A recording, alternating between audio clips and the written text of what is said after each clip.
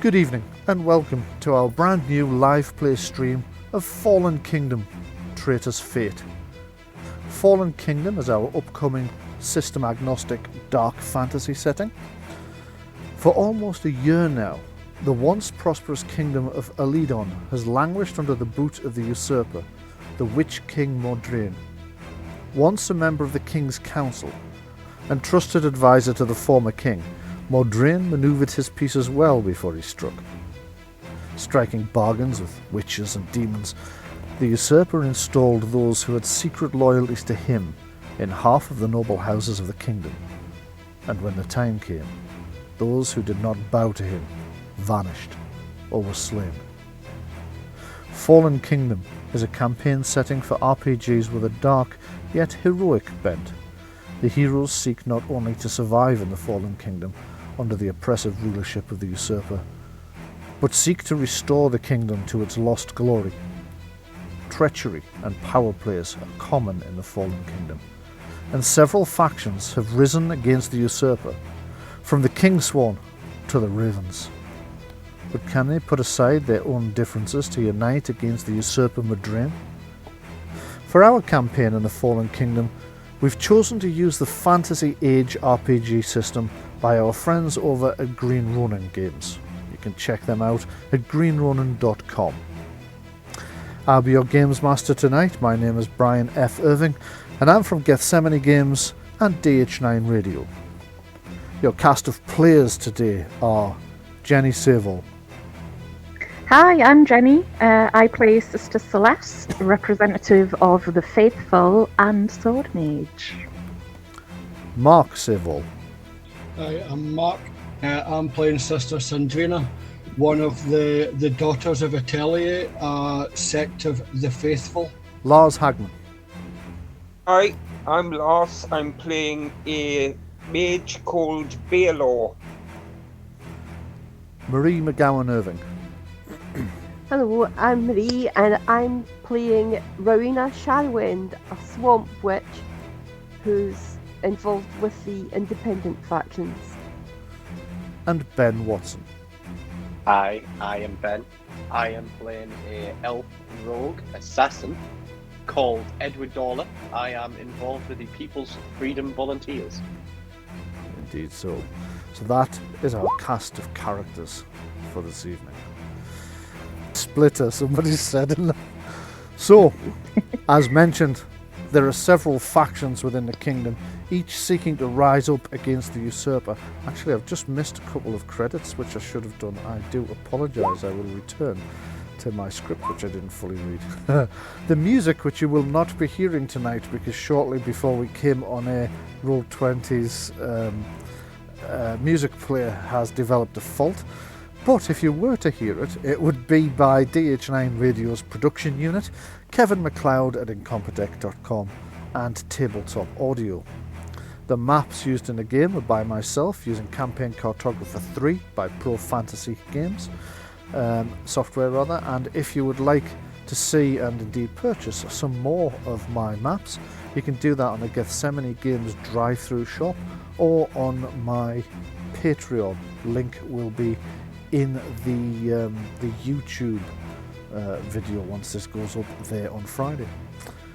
Some of the character arts we are using are by Jenni Saveall, using Fantasy Character Maker by DeerInSpotlight, and the tokens are primarily by Hero Forge and made by several members of the cast and myself, using, as I say, Hero Forge. Now, sorry about that. Back to what I was saying. So, the uprising has begun. Several months of oppression by the Usurper has brought the kingdom to the point of open rebellion, despite the terror. The 5 factions involved are the Kingsworn, those loyal to the old regime. The Kingsworn were mostly members of the Royal Army or the Road Wardens and other royal organisations. The Ravens, who are essentially a collection of thieves, murderers, assassins, and other rogues, the great rogue houses of the people, the thieves' guilds, as they are often described, although slightly inaccurately. They are the People's Volunteer Force, which is an independent faction, or rather a series of independent factions loosely connected together. And the Faithful, the old faith of the kingdom, which has been outlawed by the Usurper. Its priests hunted, or priestesses hunted across the land. Tonight, it's dark. Rain lashes the countryside. Thunder cracks in the air. Lightning from time to time flashes and lights up half the area in a strange yellowy blue light. Strange noises can be heard in the night, but no stranger than are usually heard in the deep woods around the Cock and Crow, a small roadside inn near Vileford, on the way to the Star and Shadow, and beyond that to Allensford and Starswater. Remarkable for nothing, except perhaps the excellent baked breads that the innwife makes. But tonight, the Cock and Crow will be the centre of the moot. The resistance factions having gathered to work out their differences and try to organise themselves as they rise against the Usurper to try and take back the kingdom from the darkness, from the Witch-King. We take you over now to the Cock and Crow.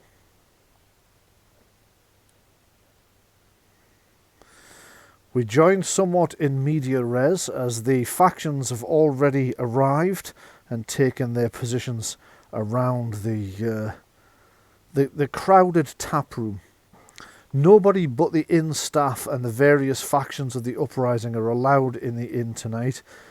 Guards have been posted on the roads to turn others away with tales of fires or disasters, or the inn being closed for this reason or that. We begin as the inn, as the inn sees the squabbling and infighting of the various factions. Speaking at the moment as one of the Kingsworn, who stands forward and says, "The king is missing, perhaps dead, but the kingdom lives on.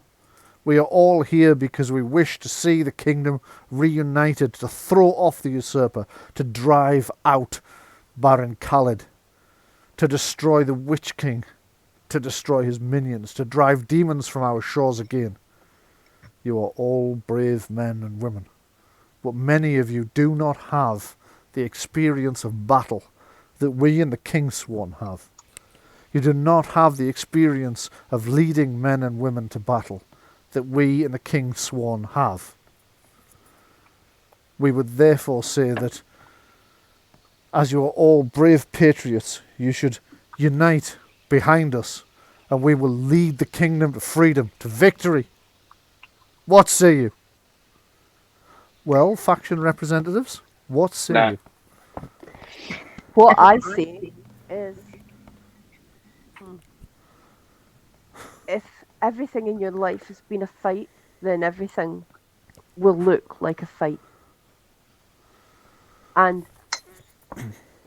there will be times where you want to fight when we want to withdraw, or you want to fight and we want to talk. There is no talking with the Witch-King. As he says that, But a lot of once the the other Witch factions King- kind of nod and grumble. There's even a smattering of applause, some of it grudging. Sorry, go ahead.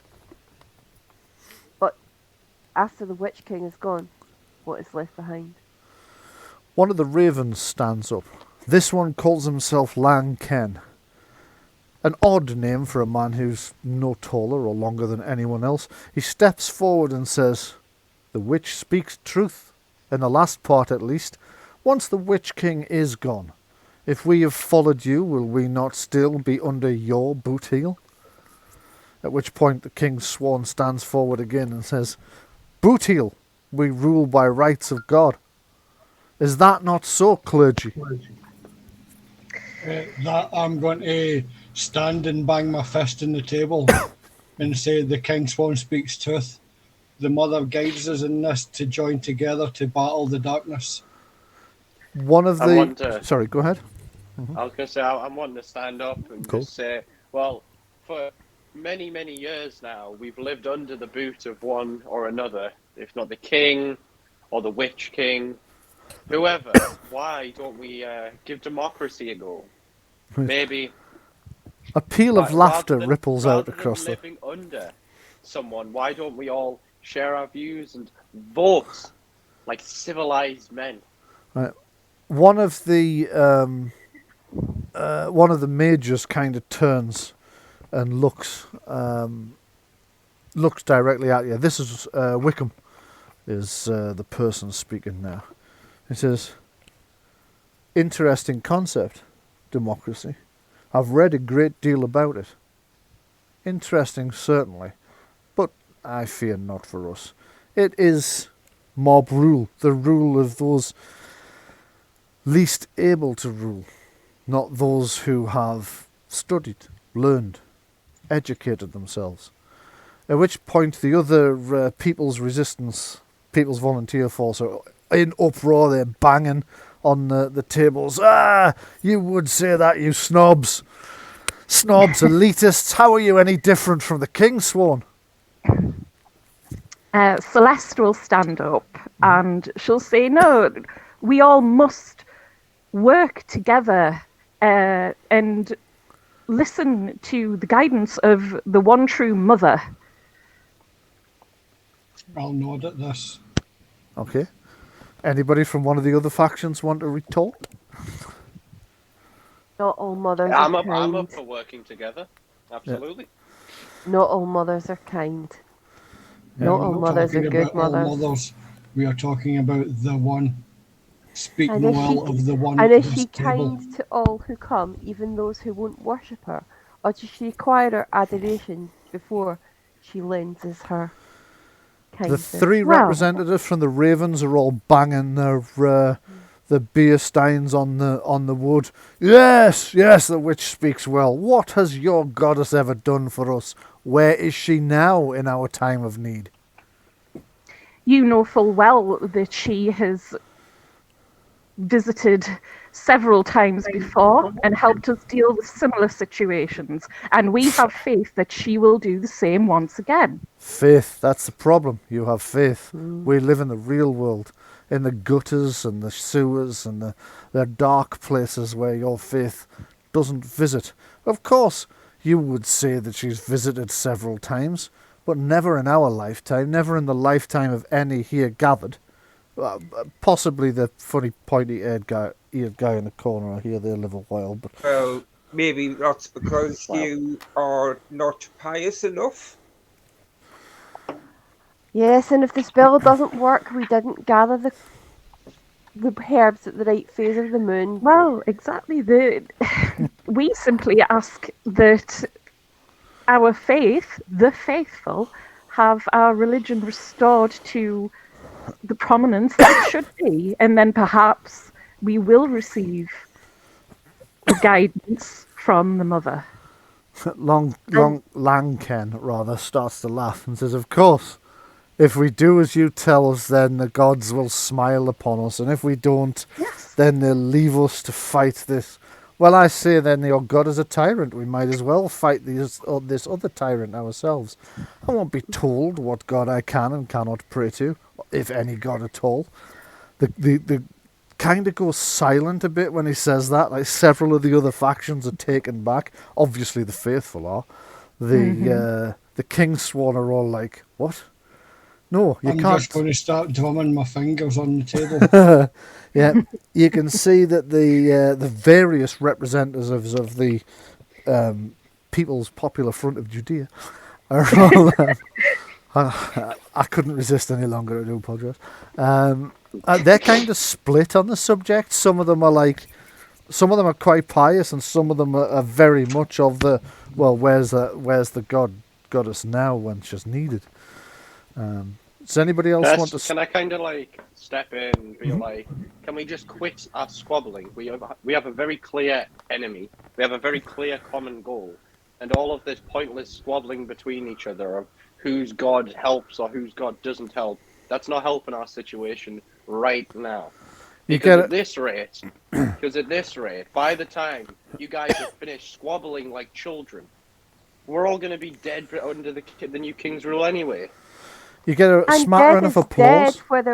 Dead is dead, whether we die under the new king's rule, or whether we die because the Kingsguard, who were supposed to defend the land against this tyrant, and whose methods have clearly failed, lead us into yet another glorious, defeat. Two of the I King's Swan. represent people who don't fight. I represent people who can't fight. I represent the women and the children and the old men, and they don't want to die. Two of the King's Swans stand up and like angrily yell at you and try to shout you down when you're saying about like the King's Guard have failed. And here we see how they will treat us if we do not do their bidding. You see the woman at the centre though, the captain who hasn't spoken yet, takes the wrists of both of them and pulls them back into the seat, and then climbs up with some slight stiffness onto one of the chairs. It's an interesting point you made. And we should all think of those who cannot fight. That is who we should fight for. And yes, we did fail to stop the Usurper rising. That's why it's important that we make sure we bring him back down. And I understand your reticence to follow. I would be reticent too if I was you. All too often, the nobles of the old regime and the new have allowed the people, the peasants, the workers, to do the dying for them, and we've taken the glory. Well, I agree with you, that does have to change. You can see like the other two King Swan are looking at her like, what the fuck are you saying here? She says, I don't know how to convince you it will change. I don't even know if that's a promise I can make, because I don't know if it's a promise I could keep, but I can promise you this. If we don't overthrow the Usurper, things will get worse. Things may have been bad for you before, and I'm sure they were, and you're right. We've let you down then. The nobility let you down then. One of the kings goes, Captain! And she just shushes him. But it's true that you don't have the experience of leadership. You don't have the experience of tactics, of strategy. Battle, perhaps some of you, yes, but not all. So, what would you recommend? Who would you rather follow? And your friend there did mention that perhaps we should be a little bit more democratic. And yes, I know there was a smattering of laughter around the room, and I know that our mage friends are a little bit suspicious. They said something about rule of the mob, but the mob are the people, and the people are the land. Exactly. So, if we were to agree to include some of your representatives in our councils of war so that we could hear your voices, would you then agree to allow us to handle the strategic thoughts? Lang Ken stands up and says, one moment, you've just referenced the pointy-eared fella again. Can I just point out, he's not even one of us. He's a foreigner, an immigrant. He's come from the queendom. Does it matter where I'm from? Yeah, but what does your queen want in order to help us retake our kingdom? Well, do you think that this tyrant on the throne is going to do any any good for the queen? Of course not. Queen of another country. If the tyrant takes over, if the tyrant kills all you, kills all you guys off, who do you think they're going to go for next? The queen, and then we're going to be in the same shit stain that you're all in. And what would make you think he crossed the border? He's shown no interest in storming across the border so far. Something about this place he's shown no interest in storming through a swamp either, but here I sit. Exactly. I'm just curious. Do we not trade with their country? Do we not have goods? Did we not have goods? Are we not poorer without their country? Are they not poorer without us? Well, there is that, but this is the question I want to know. Are we going to trade in one traitor and tyrant for a foreign interest that doesn't have our real interests at heart but has something else in mind. What does your queen really want? I can tell you what she doesn't want. She doesn't want the throne. She doesn't care about taking the throne and expanding power or anything. All she wants is the confidence that one day she's not going to wake up with a blade to her throat from that new king. Nice one. Okay, you can see Lankeng nods a bit, and so do the other ravens. Okay, I can see that. I can see that that would be of interest to a foreign laird, the same as it would be to one of ours. But here's another question I have for you all, especially you and the Kingswan, and you and the faithful. We the people, at which point the members of the People's Front are all like, whoa, we the people. And Lankeng's like, we are one of you as well, it's just we have slightly divergent business interests. One of the rebels is like, yeah, mostly robbing us. Shrugs and says, what use is it to rob a poor man? There sits the kind of people we want to rob amongst the ranks of the Kingswan. And over there, the clerics with their wealthy goods and their posh frocks and their expensive cloaks. They're the people we rob. And why? Because they're the people who kept us down before the Usurper did. Now yes, the Usurper is worse. I'll grant that. And the Kingswan, well, some of your boys have been an enemy of mine since, since I was old enough to pick my first pocket. And sometimes it's quite good-natured back and forth between us. You arrest us, we escape. We pull a daring heist, you accidentally blunder into managing to arrest us at the right moment through God alone knows what chances and luck. But at this point, the Kingswan are up on their feet, like yelling at... and it's to the point now where the ravens and the Kingswan are almost at each other's throats. What's everybody doing? Try and get everyone to calm down. Okay. Give me a communication persuasion roll, please. Can I not use etiquette? Everyone. Actually, yes, I will allow etiquette in this because you're trying to impose some calm on the situation. Now it's gotten a little bit heated, but it's not too bad. So your target number is going to be average, so that's 11. Oh well, I'll pass then. And 15, I got 3 stunt points. And with 3 stunt points. So if you'd like to bring up the appropriate stunt table, which in this case I feel would probably be... I don't think I have a list unless it's exploration. There's no communication that I can see. Yeah, there isn't a separate communication one. You can have a look in the exploration stunt, see if there's anything you feel might be appropriate. But right now, you've managed to get them settled down. You've strode over, you've pulled them apart. Lanken's back in his seat with his muddy boots up on the table, kind of grinning at the Kingswan. One of the Kingswans giving him glaring daggers at him. Captain Agnes, who's led the Kingswan group, has only spoken once so far, though it was with passion, is kind of rubbing her temples as if she's got a headache developing. Can I do That Makes Me Wonder? You can. Would you like to read that out for the audience at home? You may immediately make another perception test at no additional cost, time, or resources. Discover more information about your surroundings or the object of your test. Yes. This bonus may be used in a different focus from the first test. However, doubles on this bonus test do not. Yeah. Okay. Technically, that's only supposed to be used in relation to perception tests, but because I like to play a little bit fast and loose with the rules, I am going to say that yes, you can, because you will also be trying to take account of who's who, who's what, who's trustworthy, who isn't, and your surroundings in general. So what perception test would you like to make? Oh. Oh, no. I was just going to try and maybe like... Triple one. I was going to try and maybe judge the room, but I guess I have no clue.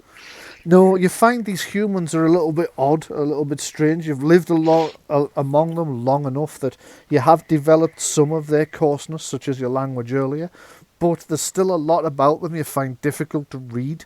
It's a bit like humans and cats. their behaviour is just different enough that sometimes they misunderstand one another's body language, and you have that trouble with these humans. And you can tell everybody's kind of... They're all here because they sort of want the same thing, but they all have like sticking points that are stopping them from really doing what they came to do, which was join forces. Yeah, Celeste is going to say, look, I agree with the elf. We're not going to get anywhere if we can't reach some kind of compromise. And the faithful are willing to do that. That's a bit better. A few minutes ago it was the Kingsworn and the faithful will lead and the rest of you can just die. We need to have all voices heard, otherwise what is the point? I mean, I agree. If it is to work, we must all have equal voice. Yes. Right, the Kingsworn is shaking there. Sorry, go on. Once we win, the people can then decide for themselves. Kingsworn are kind of shaking their heads a bit, but Agnes kind of calms them and stands up and says, "Tell me a little more of what you had in mind." Well, you yourself said a council of some form with representatives from each faction, because right now what we've seen is when one of your men didn't like what one of the people's freedom volunteers said, and a fight nearly broke out. We can't have that. If you don't like what we have to say, then then there is no point in us having a council. So we need to have a council, and we need to have them not shaking their heads when we're talking about sparing people's lives.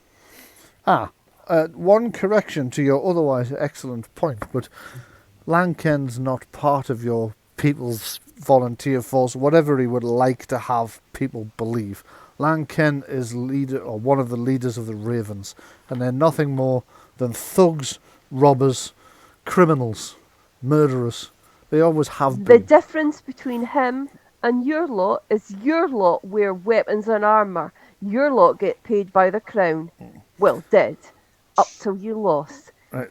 Long Ken kind of jokes at that point. He says, "You'd be amazed how often we get paid by the crown as well. We just have to, knock the old taxman unconscious first."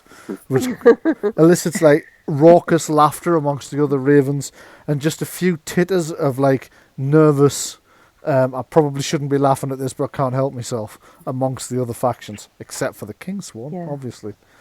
Right, well, the council... Sometimes you need a thug or a rogue. We never need these people. I will listen to the rest of you. If the people want to put forward someone for the council from their faction, I don't see a problem with that. If the arcane guardians want to be on the council, we'd welcome them. They are amongst the most intelligent and learned men and women in the kingdom. And obviously the faithful who've led us religiously, quite literally, for so long would have a place on the council. But at the start of all Lanken's this, people are nothing more than usurers, moneylenders, murderers, bandits, thugs, at the pirates. start of all this, you stood up and lambasted us for there being no one here who could fight. They can all fight. Lanken nods, says, "Some of your boys will know that. In fact, Aye. Agnes, I seem to remember that scar on your cheek. I gave you that myself, didn't I?" She takes it surprisingly well and looks back at him and says, "Yes, and has the pain in your balls stopped yet?" You can see him kind of rub them in, kind of not accidentally, kind of absent-mindedly. He says, I'll grant it, you do kick harder than I expected for an old bird." At which point, the other two Kingsworn are up on, "How dare you insult our captain?" And she just sits down and laughs. As well, this old bird can certainly destroy the odd worm. I'm just whispering to Fester. Sorry, Lars, go ahead. I'm just whispering to Fester. I think the Usurper can just relax because at this rate we're all going to kill each other. Fester looks back and says, I suspect you might be right. It isn't looking good, but I kind of agree with everybody. You can't stand there and say they can't be in. They've come to this meeting. I mean, I'm presuming it's a risk to themselves. It's a risk to all of us. They've come to this meeting and they've offered to fight, and you've said, "Oh no," because here's all the bad things he did in the past. And if we brought in some of my people, if we brought in some of the common folk, how many of them would have terrible things to say about the Kingsworn, the honourable men sitting over in that corner?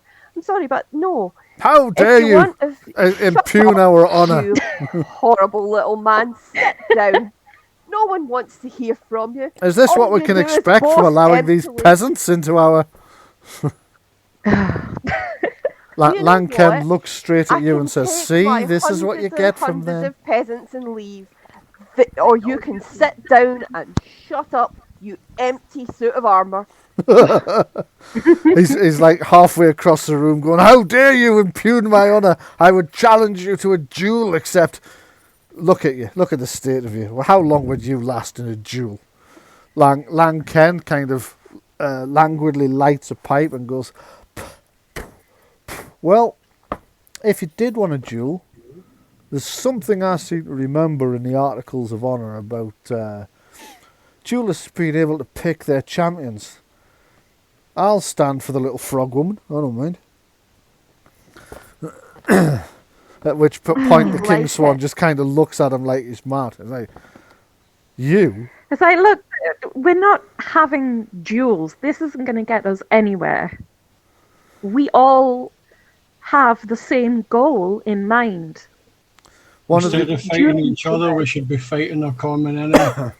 But Exactly. your friends over there are saying the ravens can't come in, and they're acting as if somehow I can't fight. Well, perhaps you can, I suppose. Not all battles are with the body, but also with wits. Exactly. Not all battles are even with common weapons. Festa stands up at this point from the mages and says, "I agree, not all battles are fought with weapons. The mind is a great weapon." And the odd little woman with the... You are aware you do actually have a frog in your hair right now, yes?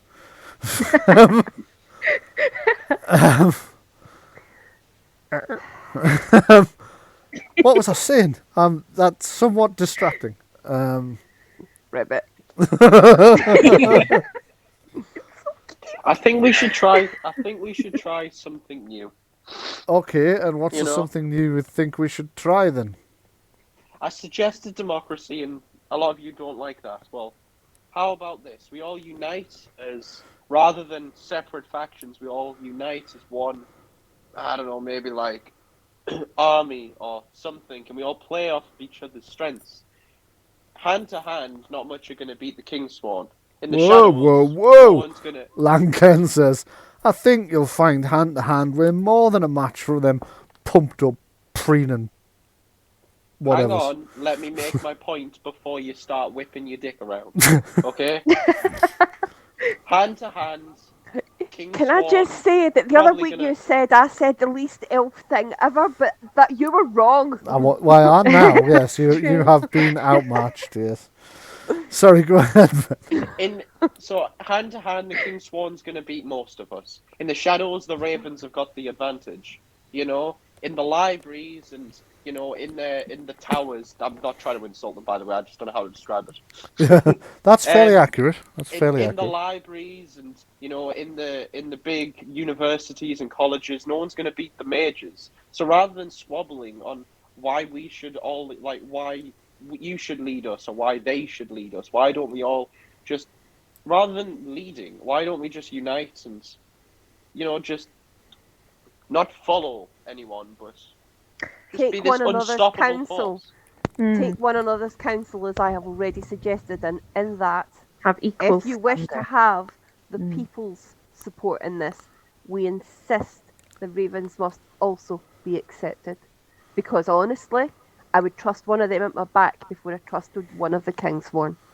I want to turn to one of the Kingsworn and I want to look at them and say, if you need someone to sneak into a castle and assassinate a high-ranking officer, do you think one of you in your big shiny suits of armor is going to do a very good job at that? No. Do you have a point? These people who have grown up on the streets, who have had to spend their whole lives hiding and sneaking away from people who protect castles, such as yourself. It's literally your job. These people get around you, no problem. They are obviously the best in this area. Yeah. So why wouldn't we Also- have them on our council? We do need those who can stick to the shadows. That would be useful. I'm going to say, well, I'm going to look over my shoulder at the witch and then look back at the Kingswan and just say, as much as we need yes men to tell us that all our plans are very pretty, we need the naysayers to point out where we've gone wrong. Oh, nice one. Okay. I'm going to... Sorry? Okay. Okay. You know, I'm deliberately poking the frog to make the noise because it unnerves them. Yeah. Okay. Celeste secretly thinks it's adorable. So Wickham from the Arcane Guardians speaks next and says, this is all very well and all very laudable, and I do like to see this kind of unity. It's what we need, but I understand entirely this King Swan's resistance to the Ravens. I mean, have you forgotten the common people that you represent? Whatever Lanken would like to tell us, it's your people that he extorts the most. It's your people that borrow money from him because there is nowhere else to turn, and then his masters will crank up the interest and take everything you have. It's his people that rob your houses. It's his people that murder you in bar fights, and which very nearly had earlier. And do you not think the fancy lords and the fancy castles rob us as well? They come down and they tell us, well, I know that last year we took a tenth of your grain, but this year we're going to take a fifth.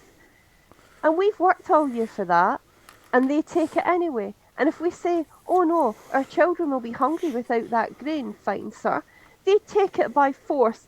One of these men in the tin suits does it. So I'm sorry, but I'm looking at two sets of thieves and robbers. One lot talk like me and dress like me, and the other lot wear tin suits. Who do you think I'm going to trust? All right, Karl Marx. They might be awful. They might be awful, but they're our awful.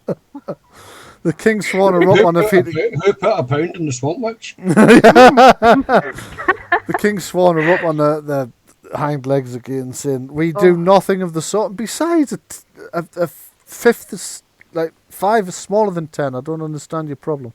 Obviously, maths not being his strong point. Yeah. But we don't do anything of the kind. The taxes are not as high as you're making out. And besides, we mostly take the taxes from the other nobles, at which point, like, Agnes is like tugging on his and whispers something in his ear. And he says, "Oh, do they? Oh, I didn't know that. All right, okay." He sits down. The things you know are as many as you do not know are as many as the stars in the sky. Agnes steps forward and says, "Well, I see a great deal of disrespect for the King's Swan here. And I fail to see why you think that we should include people who only seem to wish to disrespect us on any council. I mean, it's true what the Faithful said about we need naysayers to tell us when we're doing it wrong, but it would seem that you would just tell us we were always doing it wrong, no matter what. What reassurances do we have from you that that is not the case?" Do you know what's particularly what's actually making me laugh here, making my little frog ribbit, is every time I say anything that's even mildly critical, one of these men reacts with violence. Not violence, just anger. And that's always been how the people have been treated. And we ask to have a voice, and as soon as we say we have a voice, you expect us to treat you with worship and adoration. No, I think you'll find it's the Faithful that want to be treated with worship. These guys just want to be treated with some respect. This is, oddly enough, this is Lan Ken who's saying it. I will treat them with respect when they treat us with respect. Oh, don't get me wrong, I Because don't. with respect, every time I open my mouth, one of them threatens me with a duel. I think you've only been threatened once, to be fair. But fine. Don't get me wrong. I don't have much more respect for the Kingsworn. They've been my enemy all along. I mean, the customs men alone have damaged so many of my business interests. At which point one of them says, smuggling operations, I think you'll find it's pronounced. Shrugs and says, smuggling's a business. If you bring in massive amounts of goods and you don't pay tax, but everyone calls you Lord something, no one cares. But as soon as it's lying Ken, it's all this kind of trouble. She's got a point. She's got a point there, Agnes. You've got to admit the little woman does have a point. When you do it, it's commerce. When I do it, apparently it's smuggling. You get the impression he's enjoying himself just a little bit too much for this whole thing? Mm-hmm. Yeah. The thing that I'm saying is, if we have a council, I will have if I am on that council, I will have harsh things to say. And that's basically, if you want the people behind you, you're going to have to listen to us saying that's going to hurt us. Okay. Because we've been hurt, and we've been let down. We put our trust in the Kingsworn. We put up with all the awful things visited on us by the Lords because they would protect us. They would look after us. The land would prosper, and they failed. Okay, so you've made quite a hard sell of this because you keep accusing them of things, and you've kind of antagonised them a bit. So you can make a persuasion check, but the target number. My character sheet isn't linked to me. Your character sheet. I've had a look, and there isn't. And you're just telling me this now. Okay, just give me a second, and I'll fix that problem. You've antagonised them a bit, so now you can make an initiative. No, it's not that bad. But what it does mean is the persuasion check you're going to make for that impassioned speech is going to have a much more difficult target number as a consequence. You're quite right. This doesn't look as if it's. Oh, right, go on, crack on. Yeah, but if you want the people to shelter you when you're alone, if you want the people to feed you information on the movements of the Witch King's troops, if you want us to take risks ourselves because many of us cannot fight and many of us do not have weapons or armour, then you're going to have to listen to that sometimes we are going to say harsh things and remind you that in the past you have not been our friends and that we require a bit more respect before we trust you. I can't say as you're selling this particularly well. Rennie, can you just tell us what the character name is so I can relink this thing properly? I'm going to pipe up as well and say again. Oh, it's all right. It doesn't matter. The witch speaks to. Right. Her voice should be the harshest at our tables because she is representing the people. Okay, so that is who we must remember we serve. Okay, so what's going to happen now is because the faithful have waded in on your side, that is going to mitigate some of the antagonistic thing you've done. So whereas it would have gone from average 3 stages up, that challenging, that would have been formidable. It's now coming back down 2. So it's now a challenging test. You're going to need 13 on your communications persuasion test, please. 13 or better. To persuade the King Swan at this point that an alliance is, oh dear. Yay! Sorry. I don't even need to Edwards. use. Yes, I don't even need to use any of my fate arcana stuff. You don't, but you do have stunt points to use. So you can select from. Do you know? I think I'm missing a set of stunt. Yes, we're missing a set of stunts in the stunts list. I'll make sure I add that for the next session. I thought I'd got everything during the snagging session I did earlier today, but I've obviously missed that. There is a one called Sway the Crowd, which I remember, and that reduces the target numbers when you're trying to persuade others that are listening to you now. So do you want to use that one, or do you want... Yeah, that'll be fine. Okay. was going to say, do you want me to go and find the rule book and read out the other options? Oh, that's fine. Okay, so I'm going to say that you scored, how many stunt points was it there? 5?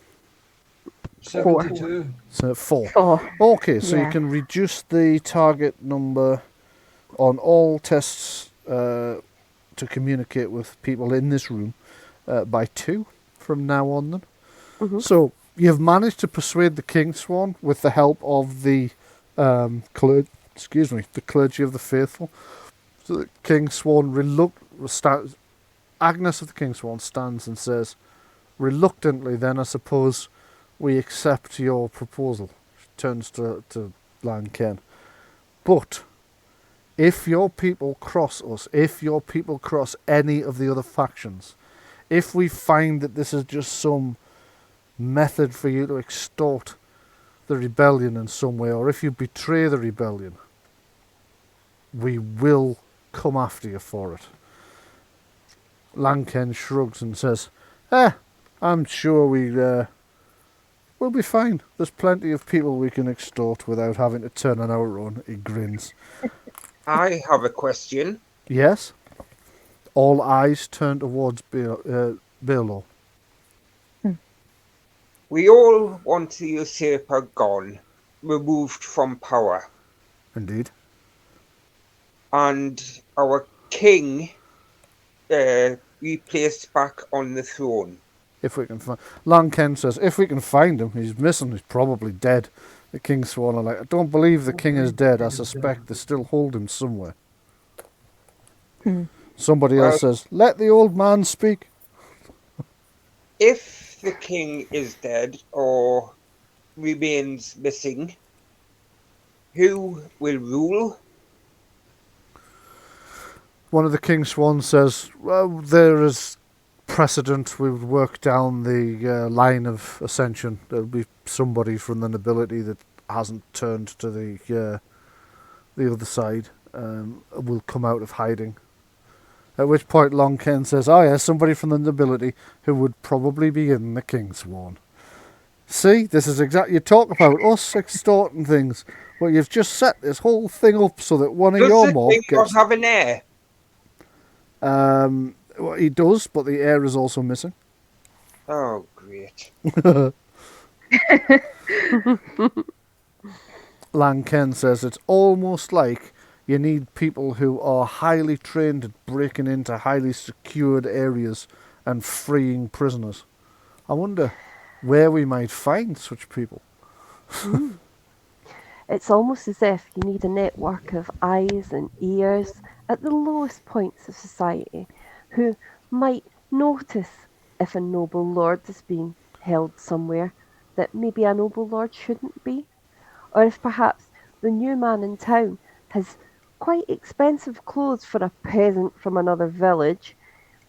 Wonder, who could that be? Do you make some good points? I'm going to have a little chuckle to myself when she finishes talking. Okay. You have a bit of a chuckle to yourself as there's murmurs and stuff going around the room, different people making different, having different discussions with one another. One of the other ravens whispers something in Lanken's ear, and he stands up and says, my business associate, at which point other people are chuckling again, has an interesting question. Since the Guardians of Arcane Order, what a pompous name to give yourselves, have finally decided to participate in our little discussion, there is something of a dragon in the room. What exactly is the situation at the Academy? Because last I heard, only a small faction within the Academy actually wanted to rise and join the rebellion. What are the other mages going to do? Can we trust them to keep your actions quiet? Will they join the Usurper? He was trained at your academy after all. Yes, exactly. This is something that we, the faithful, have been worried about as well. We would need assurances that there are no infiltrators Festus within stands your up and ranks. says, how dare you imagine that there are infiltrators in our ranks? Yes, We missed the evil intentions of the usurper, but he trained in the academy 30 years ago. Things have changed significantly then. And we are very we admit not all of the academy is willing to join us in joining the rebellion yet, but then those we can't trust, we don't ask. We can't agree to ally with you if you can't give assurances that there aren't members of your guardians that aren't potentially working with the usurper. Oh, of course we can give you assurances. Who is How? better placed to know a man is lying than a magician? Who is better placed to pluck a man's secrets from his very mind than a Who mage? is better placed to be able to hide those using Who magical better means? place to hide a lie? Exactly. I could have answered both of those questions with a woman, but Well, I mean, I see your point, but you're wrong. It's not very reassuring, is it? Well, it's reassured me. I trust everybody in my faction. Can we well, really of say course that you do. about your faction? What? The faithful? Yes. Yes, of course.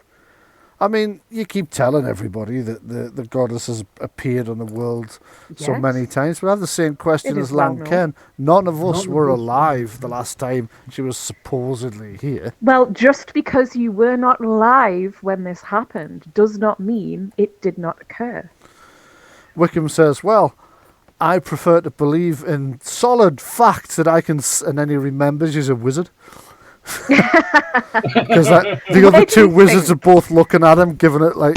You know that thing where you wag your hand in front of your I'm doing that neck? look as well, and so is my frog. If you want solid facts of the one true mother and her guidance and love for us, where do you think I gain my divine powers from? I haven't seen any divine powers. You tell me you've got divine powers. What divine People's powers do you tales have? Oh, themselves we're not having, fell over. we're I am not so having a tempted. wizard off. I am so It's tempted not to happening. cast Joel on this guy. No, let's I not have a wizard off. Let's not. I say I can show you, but I don't think he would like it very much. See, that's always the way with you people. It's always, we could show you, but it has to be a matter of faith. You have to take it on faith. Just believe me, and so on and so forth. Okay, Isn't I everything will. We do an act of faith in one way or another. When you take a step, you have faith that your foot will hit the ground and let you move your other foot forward. When you sleep, you have faith that you will wake in the morning. Fucking hell, Mark's been into smart cookies today, hasn't he? I know. That's really that the quite cool. philosophy book Give me a again, not a perception. Give me a communication persuasion test, please. And given that that's quite a philosophical way of looking at things, and you are dealing with wizards who tend to err on the philosophical side, I'm going to say that'll be an easy test with a target of 9. And you've passed.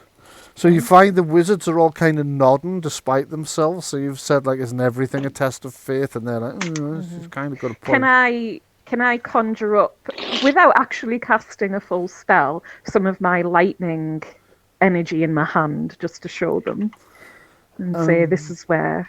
I will allow you as a 1 magic point cantrip to just do Okay. a small spark. Yeah. Yeah, and I'll say, look, I gain this from my faith alone. Do you want any more proof? The wizards are like, yeah, that was really impressive. Don't get her too angry, lad. She might light a small matchstick. I will then throw and cast Jolt, not on anybody, but on one of the tables or chairs nearby. Jolt has to be targeted on a living. Does it have to be a person? That's to be yeah, that's to be a living. Damn it. And I think Jolt him. actually attacking another member of the I'm not going to attack community might be anyone. a bad idea. But, No, I'm not going to. Okay. I'll say, well, I We're could show all- you, but it would hurt rather a lot. Always the way, you see. Just believe me, just trust us. We'll... I'm going to lean over and say to her, this is what you do, you see. They insinuate that you have no power so that they can strut about pretending that they are the guardians of all power, when really they aren't. They're just a lot of men who live in towers. Festus says, Very well, true. Celeste has a point that everything is a test of faith.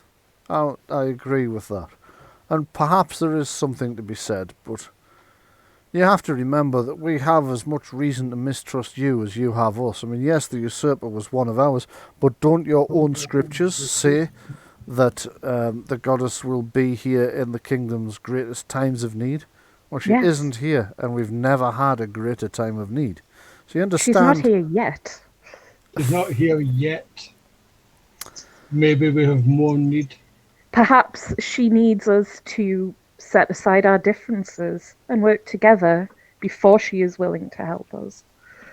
Well, you Maybe didn't- we have to prove to the mother that her children have started to grow. Oh, nice one. Exactly. Okay. Okay, you get another round of nodding out of the wizards at this point. Woohoo. Does anybody else have anything else they want to say at the moot before somebody else fucks things right up for you? No? Excellent. No. Then this chap over here is the one who's going to fuck it up by dying. Right? Suddenly and without warning, the guy sat right next to the witch just topples forwards dead. There's a spreading pool of blood, and you see a huge spear sticking out of his back. You also Can I see quickly, that the... hold on a second, it can't be him, that's fucking... that's a wall. I thought it was a window. Hold on. 2 seconds, I've got this, right. At the same time as that happened, you saw that the doors were kicked in. Both doors burst open, and in charge, and it was one of them that threw the spear that killed the guy. Let me just switch over to the correct... I'm going to spin, raising my shield and drawing my sword in one motion. Right you are, I shall allow that. I'm just going to drop these Yeah. I was going to guys. say in one motion, I was just going to quickly get my crossbow and point it Yeah, at I'll whoever. draw my sword. Okie dokie. I'm getting under the table. Okay, so I'm in a little bit of trouble getting these guys to... Can't hear you there, Brian. Can you hear me okay now? Yep. Yes. Yes. Okay, so yeah, these guys have burst through the door anyway, and thrown a spear at the first guy who's toppled over dead. As you're attempting to react to the others, this little fucker won't move. Right. Get over there, trooper. I'm dicking about at the back, right. As you're attempting to react to the others, this guy from the People's Resistance draws his weapons and turns to face this skeleton just as it slashes his throat open, and he drops dead as well. So Not good. it's not dead. It's not great, is it? Did you say skeleton? These are skeletons that have burst through the doors, yes. Elite skeleton. Okay.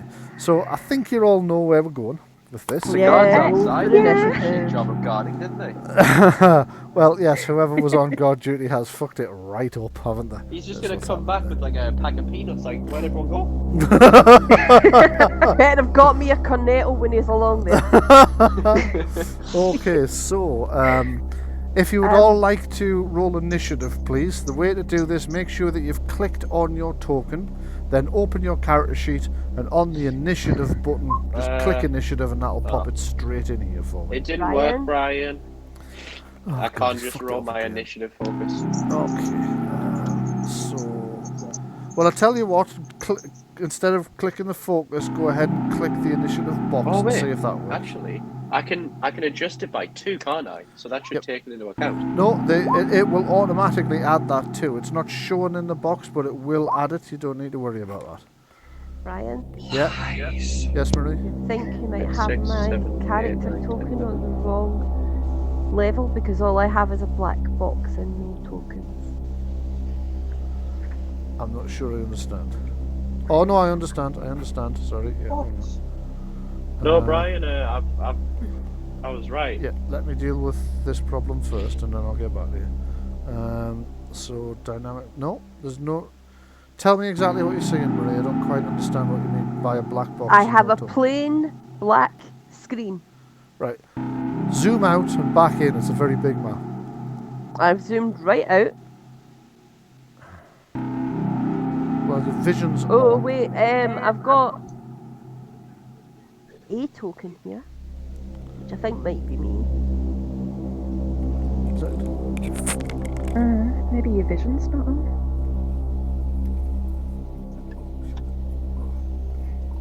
Yep, there's just me alone Sorry, in I the had my dark room. headset off there. Say it again. It's just me alone in a dark room. My whole life is a dark room. Oh. Right, there's literally no explanation for that. Maybe at all. give it a I don't refresh, know. Marie. Just move your Yeah. character a little bit, see what happens. Oh, things have appeared. Yeah, okay, I thought that might be the case. I suddenly remembered other occasions when something inexplicable's happened. Moving the character is usually enough to sort it out. Mm-hmm. Okay, so you said, who said they hadn't gone in? I'm just gonna do my initiative now. You might want to reduce mine. My original roll was 14. I mean, you can trying keep the to. 17 if you like. No. So it should be 15, is it? 14. 14. It's just not registering the one there as I'm typing it there. It is. I mean, fucking either way fine. I'm going first, unless the skeletons get higher. Okay, well let's just find out if they do. Their surprise round was killing those 2 resistance men. If so I yell surprise, can I get a surprise with them? oddly enough, no, you can't.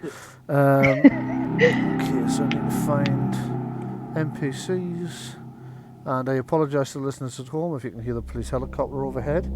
It's not too loud, so it might not be coming through your... Bryan, what have you been doing now? I don't know, there's been a lot of police on the estates today. There's been a lot of Guys, get break-ins police to... helicopters. There's Almost been every day. Almost Yeah. every day I get military aircraft fly over. Yeah, well, you're in London though, it's a bit different. Okay, so let me just do an initiative for the skeletons, and I'm going to do them as a group, because it's going to take fucking ages otherwise. Okay. Hey, that's slow. Oh no, there's loads of them. There is, and we do seem to have a bit of lag occurring now. Anybody else getting lag, or is it just happening? What kind of lag? Like I'm audio? fine at my end. Yeah, I'm just having a lot of trouble getting anything to respond. Okay, it seems to have started now. Nope, stopped again. Nope, started again. If in doubt, refresh about. If I have to, I shall. Okay, so as the skeletons kick in the doors and come storming in, the first person to react is Edward Dolith. What would you like to do? In one swift motion, I will jump back off my chair, reach behind my back, grabbing my crossbow, and then fire at the nearest skeleton. Okay, I got a that bit would of be lag the there. first one through the door. So you step up, move back. You can move back up to your speed, and you can fire your crossbow. You It's did just a say quick during jump the back.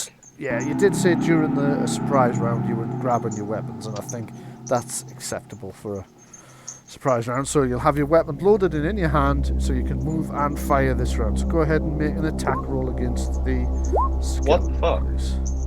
How did I get a 29? What's I don't happened know, there? You fucked that up, haven't you? Let me just have a look. Does a 29 hit? A 29 is going to hit fucking anything, but I've no idea.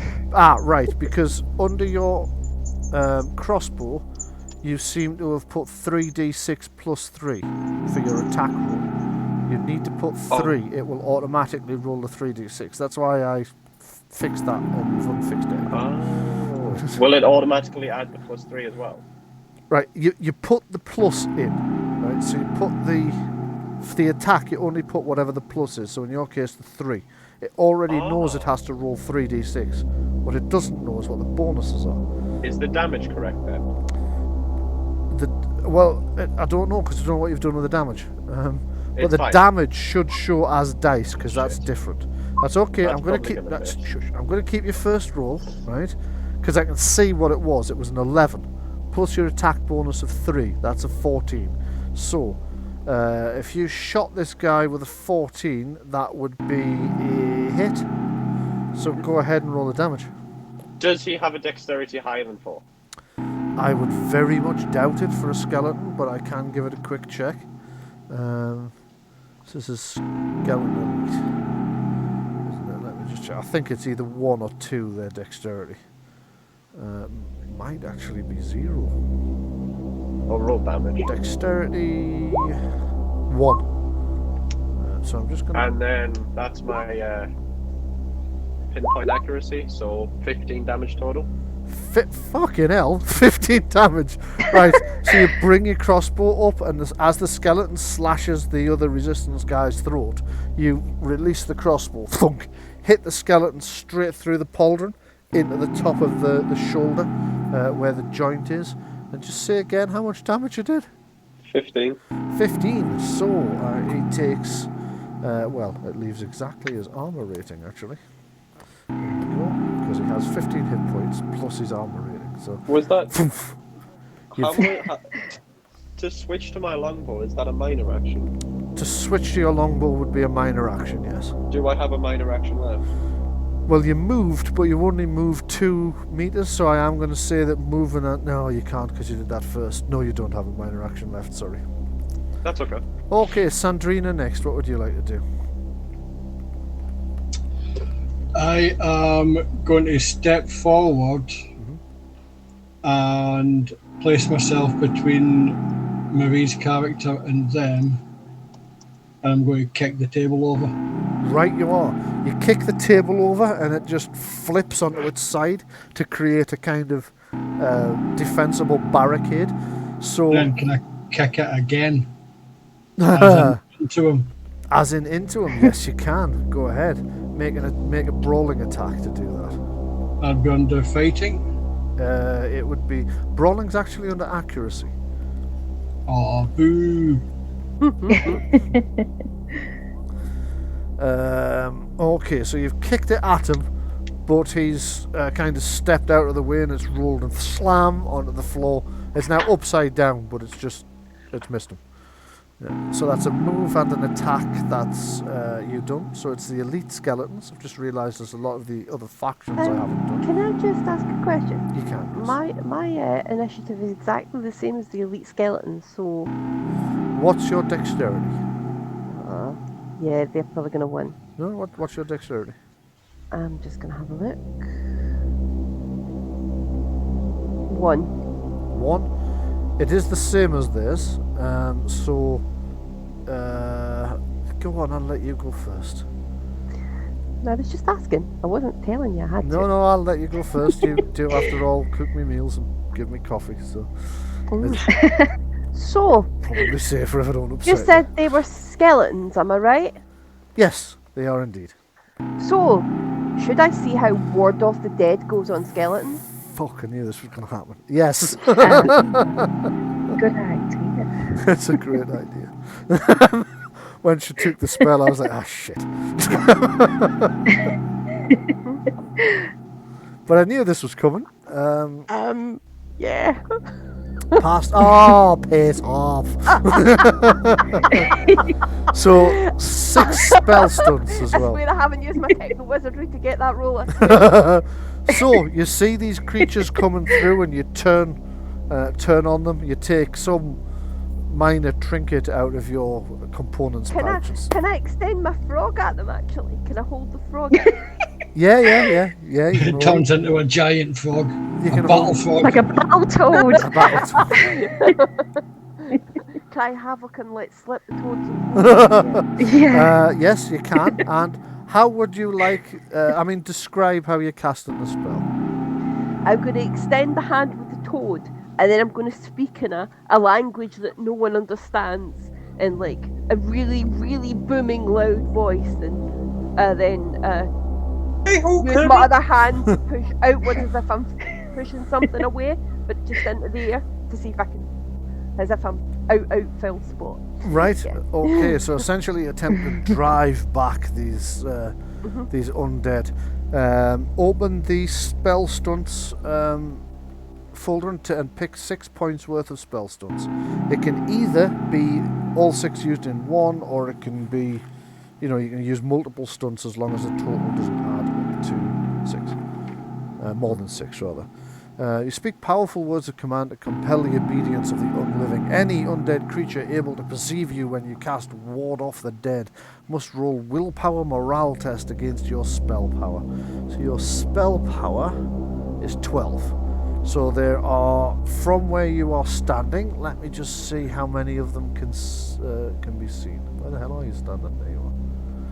So I think it's just going to be the 2 that have already come through the door and the 2 that are about to come through the door. So I'm just going to move them in to demonstrate the fact that they are hard on the heels of the other ones. So there's 4.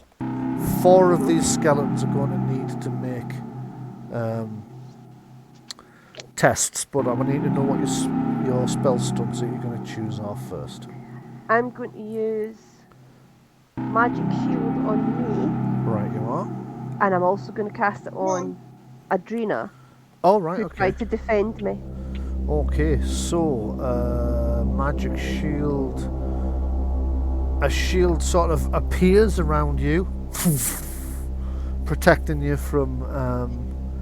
Now, was it Sandrina you said? Sandrina, yeah. Sandrina, yeah. And it also appears around the cleric, well, the paladin, who's temporarily very surprised to see this shimmering magical energy just appear around her. That will last until your next go and will ward off any. It will apply its bonuses against any attacks against you, I think is what I meant to say. Right. So, your spell power is 12. There's 4 skeletons need to test. They need to beat 12 with a willpower self-discipline. Willpower morale. They don't have morale, so it's straight willpower. So the first skeleton, the one that's actually damaged, has failed. So it's warded off, and the one behind it is fine. The one further away from you is fine. The one coming behind him is warded off. So you've warded half of the 4 skeletons that are attacking. So I'm just going to put a little scream on them to show that they've been essentially turned. So they've responded by trying to get away from you. They're going to sort of try and avoid you. They cannot approach within radius of the spell without managing to pass a save and throw against you. That was your major action. What's your minor action going to be? My minor action is going to be I'm going to this paladin's kicked off the table I was hiding under, so I'm going to hide under the other table. Right, you are. So you're going to hide under that table there. Okay, it's the skeletons to go. So this first skeleton is warded, so it's going to try and it can't get out, it can't get away, so it's just going to back off into this corner. This skeleton is going to advance in, and it hasn't deleted these corpses yet, so I'm just going to do it manually because it's taken a while.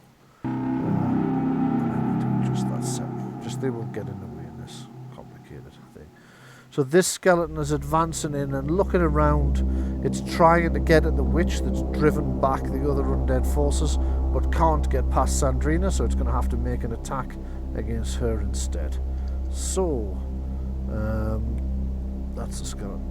Hound, I don't have one of those in this fight. Why did that come up? And where is my elite skeleton gone? Skeleton. Elite. There we go. The other screen, of course it is.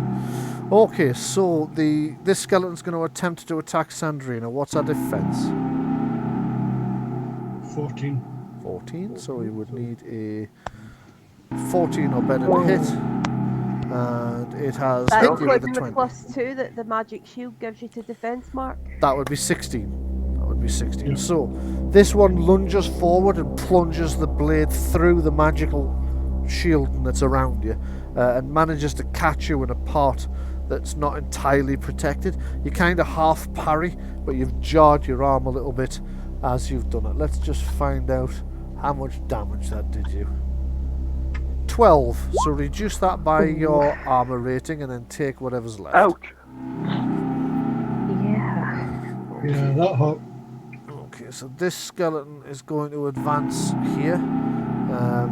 Seaman trying to cut off the barmaid who screams and runs up the stairs. And gets away by hiding under the bed. I have a quick question, Brian. Yes, go ahead. Crossbows, can you fire them one-handed? Only light crossbows, really. It's just specified as a crossbow. I was thinking because I have a shield. I could have a shield and then fire a crossbow one-handed. Alright, okay, I'll allow it. I'll allow it because I'm such a generous guy who should be I'll remember that. I'll remember that. should be lauded as the most generous games master on earth. Okay, so this skeleton is advancing on the mages. It is going to... Actually, it's going to attack Fester because he's the most powerful of the mages. So it's going to make a sweeping attack at Fester from the Mage Academy.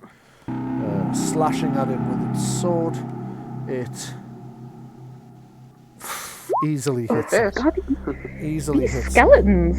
Yep, and it is going to do with 6 points of stunts, it's going to do a lethal blow. Oh. So I'll just roll this again and then subtract 2 from the total. So that's 11, 25. 25 points of damage against Fester the Mage. Whoa. Yeah, and he's got no armour on him. Oh, so God. minus 25. That's not good. So as it bursts in, it runs over to the table that the mages are in, and as Festus... Decapitated him. Sorry? I think he's been decapitated, I think. Not quite, but it came pretty close. That's odd. His aura hasn't changed colour. Anyway, the creature comes running forward and slashes at Fester. Just as he's scrambling to get out of his seat and try to get away, he brings his arms up, and the blow bites deeply into his arm, slashing it wide open. There's blood everywhere. He's in quite a bad way, and for some reason, the coloured aura hasn't changed, and I don't know why that is, but we'll worry about that later, because right now there are more skeletons streaming in behind. This one's going to come over this way, these ones are going to come in this way. Unfortunately, the ones that have been turned are now blocking one of the doors, which is slowing the entrance for the others, so they're not pouring in at quite the speed that they thought they were going to be. However, seeing what's going on, the other factions are about to respond. First of which is the Kingswan, who are going to run in to attempt to assist. So they're going to charge in over here, and they will engage these other skeletons here, dragging this. Like one of the Kingswan kind of grabs the cloak of the one that attacked Fester and yanks it back and takes a wide blow, whack, hits it with his sword. As he does, it brings up its shield, which buckles under the impact. Part of its arm is severed, shattered in the blow. Captain Agnes then swings her sword around and takes the same creature's head clean off. So let's just drop that first elite skeleton down to 0. As she does, she kind of shouts some kind of... You think it's a battle cry? You're not entirely sure exactly what she said, because everybody's shouting, everybody's yelling, there's panicking. The ravens are off and running. Fuck this, lads, we're out of here! They're going to jump over all three of them are just going to jump over the bar and try to escape. As one of them wrenches the door open at the back, I'll just do the door open. There's more skeletons out the back, isn't there? Well, there's definitely... Oh, I think our API scripts have shut down. Okay, so, beautiful. because that door's not opening either. And it won't let me grab the... Okay, I'm going to have to restart the API, but we'll worry about that in a second. So as this guy goes dashing through the door, he wrenches it open, gets about 2 meters out, and you just hear... He falls to the ground onto his knees and just slouches forwards with several arrows in him. The second of the ravens is heading out the door behind him. sees what's coming and tries to dive out the way, but it takes thunk, thunk, thunk, thunk. One of the arrows hits him in the chest, another one in the leg as he stumbles and yells. The other one hits him right in the throat, and he topples forwards, a bit dead. A little. A little bit dead. Skeleton archers, maybe. Looks like. Yeah. As a consequence, Long Ken decides maybe running straight out the back door, not the smartest of moves, probably come up with something else. So, and I'll just move him over there where he's going to peer out from behind the barrels through the window. And Lars, it's Baylor to go. So, what would you like to do? I point my ring finger at the elite skeleton opposite the King Swan. Yes. One that's intact. Yep. Okay. And I shall cast, let me see, Icy Grip on him. Icy Grip, nice one. Nice. Okay. To freeze him at this spot. Excellent. Okay, so go on to the magic tab, pan down to Icy Grip and click cast, and that should do all the work for you. Right, Icy Grip. Whereabouts do I just click on Icy Grip? Yeah, under the magic section on Icy Grip, there should be a number of fields. One of them should say cast. Or it might be a little dice, tiny. It might be a little dice. I tell you what, icon. just give me a second to have a look. Lars, is that Penny? I can hear. Yeah. Oh. She wants to come up onto the sofa. Oh, bless her. Okay, so on the magic tab, Icy Grip is there. If you go onto the magic tab, which is it should be up in front of you now because I've just pulled it up as Games Master, you'll see that the spell Icy Grip comes up. There is the words cast spell and then a little dice. If you just click the dice, it'll cast the spell for you. Yeah. Do all the maths and everything. Right, I'm looking. Healing, Cold Arcana, and Cold. Icy Grip. There we go. Right, cast spell. Here I go. Nice one. Nice. Okay, so not only do you manage to cast the spell, but you manage to get 4 stunt points. So I'm going to pop up the spell stunts in front of you. You can select a total of 4 points worth of those special effects to add to what you've just done. Right. Oh. And while you're deciding, I think I might try and fix the fucking API.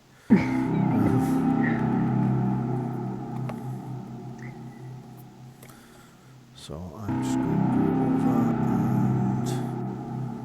Bryan, just double check something. You get a minor and a major action. You Yeah? do, you're going to make minor and a major action, yes.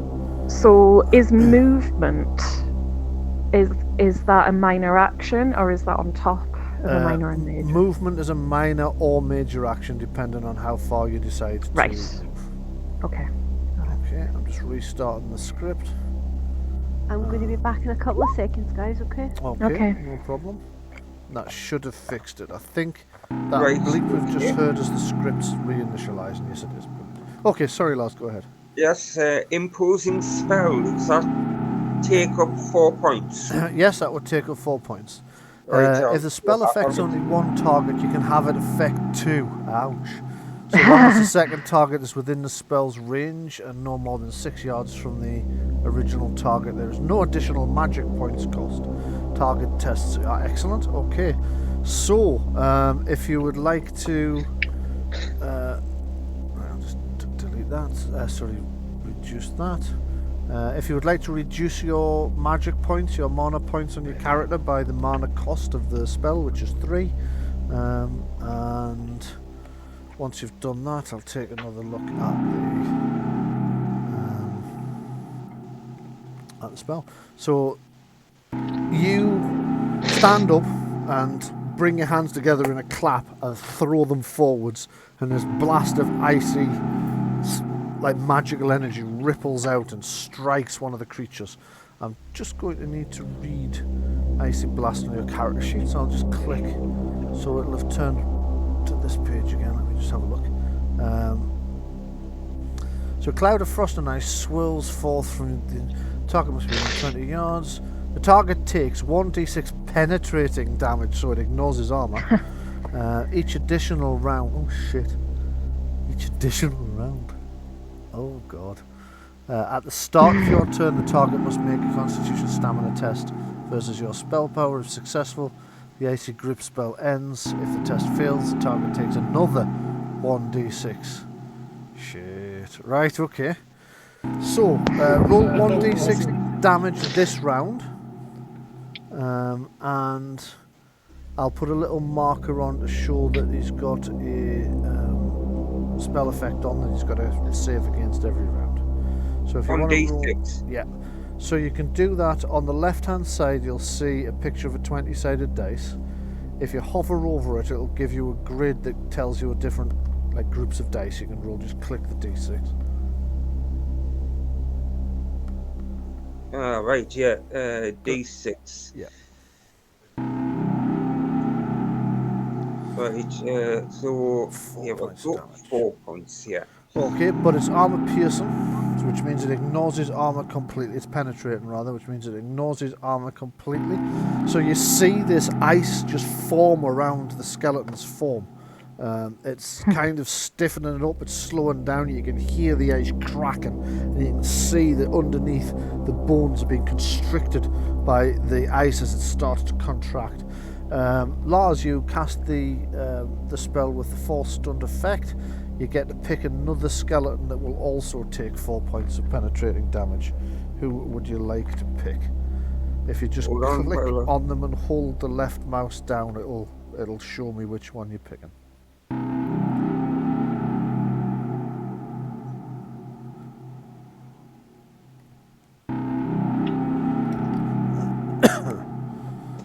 Yeah, it was that one. That one. Sorry, I looked away just at the wrong moment because Marie's just popped up to ask if I wanted a coffee, and I looked away just as that happened. Okay, so you see the same effect. That skeleton begins to be encased in this icy grip, this ice that blasts around it and forms up across the skeleton's bones. You can see the bones cracking, and you hear the sound of the ice tightening. Once the effect is taking place, can I say to someone, hit them with a blunt object, you'll shatter? Yes, you can. So you yell that warning, hit them with a hit them with a blunt object, see if they shatter, and you see other people starting to check to see if they've got a blunt object. One of the King's Sworn looks at his sword and looks at his shield and brings his shield up ready to use that instead. And up next we have Celeste to go. It's me. Right. Okay, I was looking at using Shock Blast. Yes. Okay. Which apparently only affects enemies in a 6 yard by 6 yard area, but it doesn't say at what distance from where I am that the center point would be. It says the lightning arcs out from my hand or yes, weapon. so it has to be 6 yards from your hand or weapon, and then it's anybody within 6 yards. There can be a target as long as they're an enemy. The spell very specifically states enemy, so the shock blast arcs around people that are not hostile to you, or people that you're not hostile towards, I should say. Right. So it just what electrocutes everybody in the fucking room except Right, what I'll do then, I'll have to move. I'm gonna run over to here. Yep. And then I'm gonna aim it in this area to get as many of them as I can. Okay, so you're going to get 6 of them in the shock blast, including the 2 that have been repelled by the witch's spell. Yes. That will not have any effect on her spell. I'm just pointing out that you will get those 2 as well. Okay. Okay, so good, go ahead and right. try and cast a spell, and remember to reduce your magic points by the appropriate number. And you I don't failed. think I did it. Damn! You know, earlier when you were just saying about how you were going to demonstrate your power and the power of the goddess in front of the mages. Shush you. Well, this is not a good start. Okay, so you run over casting a spell, and just as you get to where you're about to cast the spell, you kind of trip over one of the loose floorboards, stumble over the Annunciation, and the spell just fades. Shit. So graceful. So graceful. So wow. Okay, so I'm going to Great. add divine magic. Yes, divine magic. That's a good point. Give me a willpower faith test, please. Oh no. Otherwise, there is a risk you will have a crisis of faith because you did roll doubles when you failed. I got 15. 15, okay, you're not having a crisis of faith. So you still Phew, believe okay. ultimately that this is the goddess would have answered, but you've mispronounced the prayer and something's gone wrong.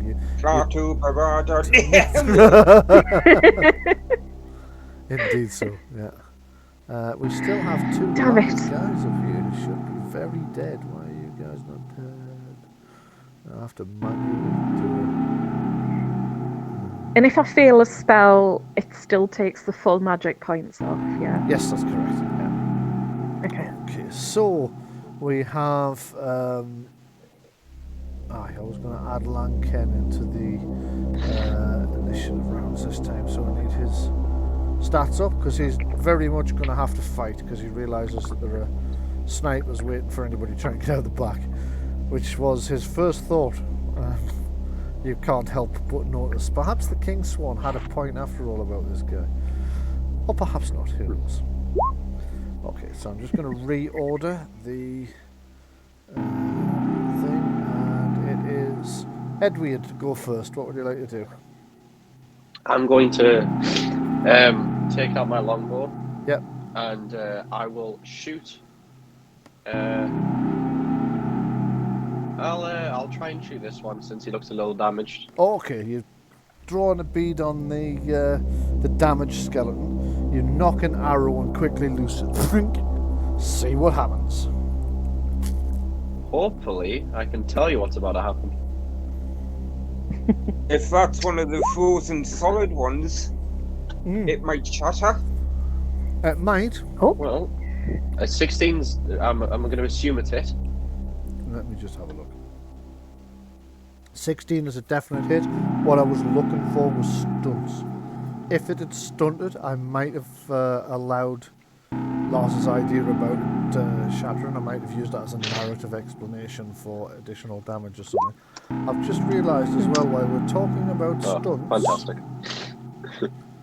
Before I forget, I'm popping up local stunts.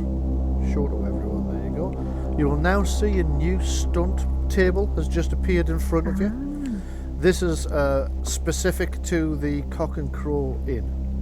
So while you're fighting in its environs, you can use those stunts instead of standard combat stunts, or you can mix and match when you've got enough points. Okay.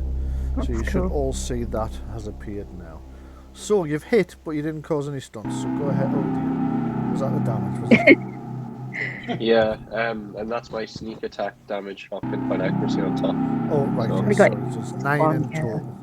So it was this guy that was wounded and partially frozen. So 6 points off for his heavy armour, so 3 gets through. So the arrow hits him, it goes through his shield and into his arm on the other side of it. It's kind of, its whole skull turns towards you, and just this rictus grin, which it can't really do anything other than, because it's a bare skull. The skeleton. It seems to be looking straight at you. Quite eerie. That's All right. both of your actions, because you swapped weapons, didn't you? Yep. So Lanken to go. Let's see what Lanken's going to do. He's going to try and see if he can spot where the archers are. Actually, he's not, because he can't really help but see them when he peers out of the window. So he's going to lean over the bar and shoot the closest skeleton inside the room for now, whilst also trying to get everybody else's attention. I say shoot, he's going to throw a dagger at one. And he has hit with 5 stunt points. So he's going to hit the one that this King's Guard is fighting, the one that's also under the auspices of the thing. So he draws his dagger, flips it in his hand and throws it so that the butt hits instead of the front. And as it hits the skeleton, crack, you can see it is actually starting to shatter parts of the skeleton because of the cold. That's my narrative explanation for the extra damage he's going to get from his stunt. So that's 8 basic damage plus 2d6. Bosh. 4. So it's 12 points of damage you did to the creature. Even with the frozen thing and the extra damage it did from breaking sections of its rib cage, it still hasn't brought it down because that's only got 6 points through. So that goes to 5 there. So the creature's in a bad way, but not a bad enough way for your liking. Sandrina, what would you like to do? Okay, first of all, how does my Hero's Inspiration work? Can I cast it and still attack?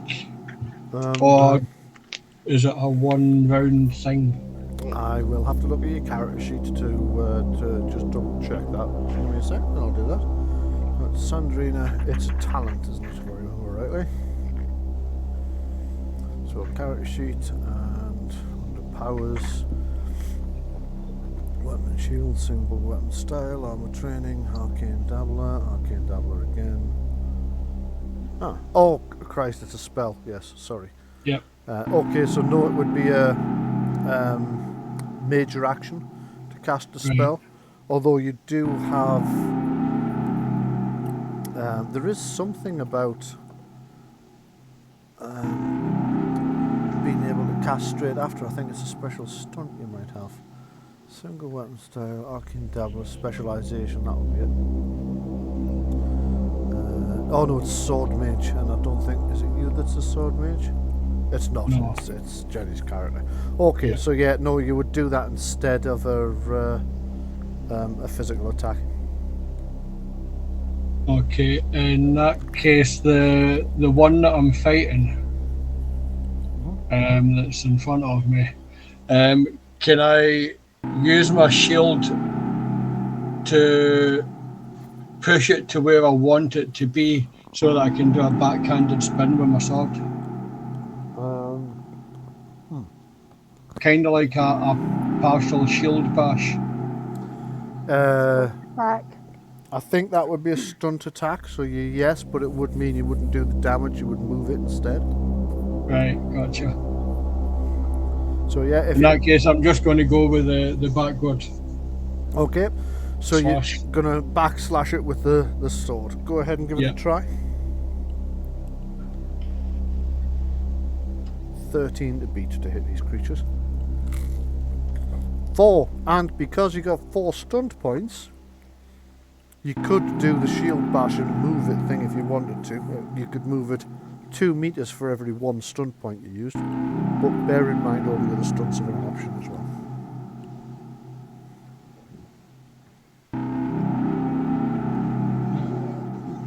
Let's see.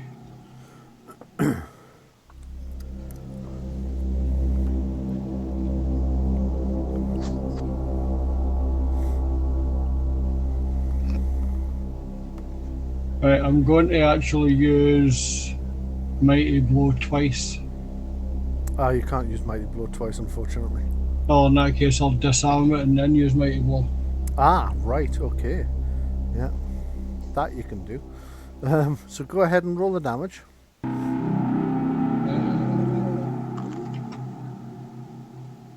Including the extra damage for the Mighty Blow, obviously. I'll do that separate.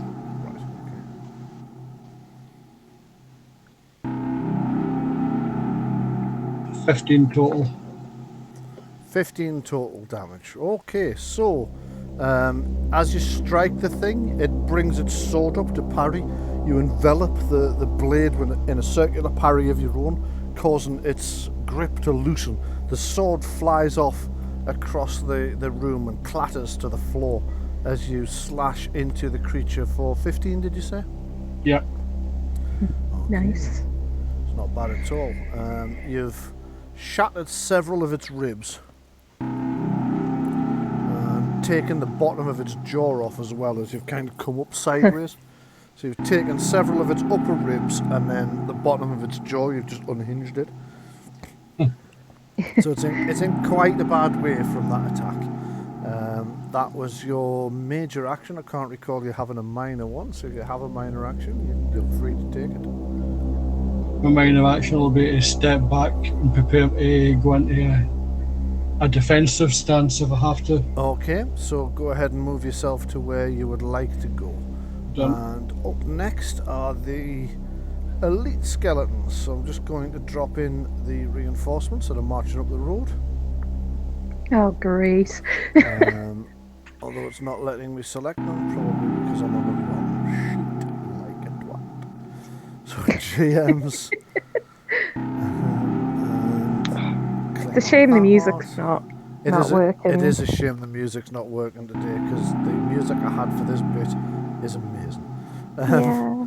And all the hard work that the drama. DH9 radio production unit put in doing all the music, and I can't showcase any of it today because the music thing's not working properly, unfortunately. Yeah. Okay, so I'm going to start with the skeletons that are inside the inn already, and I'm not going to worry too much about the reinforcements just yet. You know, About personally, the Brian, I other think you should, 400 marching up vocalise the it. road. Yeah. So this skeleton lunges and manages to wound what you'll notice some of the NPCs are narrating just to save time.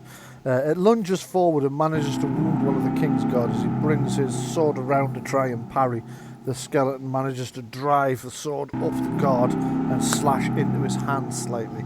He howls just a bit, but he retaliates by smashing it with his shield right in the face, and the entire skull, which is still partly frozen, so the skeleton's moving more slowly anyway.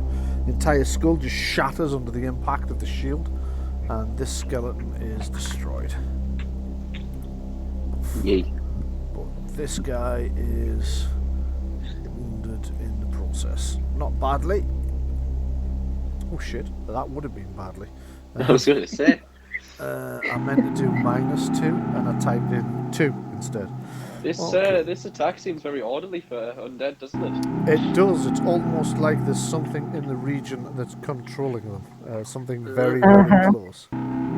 So White Walker? it could be something like this. So this skeleton advances forward onto Sandrina in an attempt to attack. And the skeleton is going to lunge with a sword at the holy warrior. Sandrina. Is that the one that I disarmed? Bugger, it is. Yeah. So it's hit you, but with an empty hand. So it can only do. I'm going to roll the damage. I'm imagining it as slightly camping, going, "Oh, you fiend!" Yes.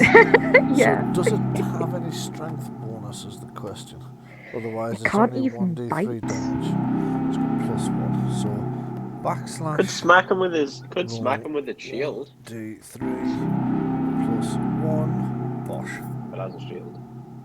Okay, so it's hit her in the back, so it's come forward and like smacked her with its fist because the sword's not in it.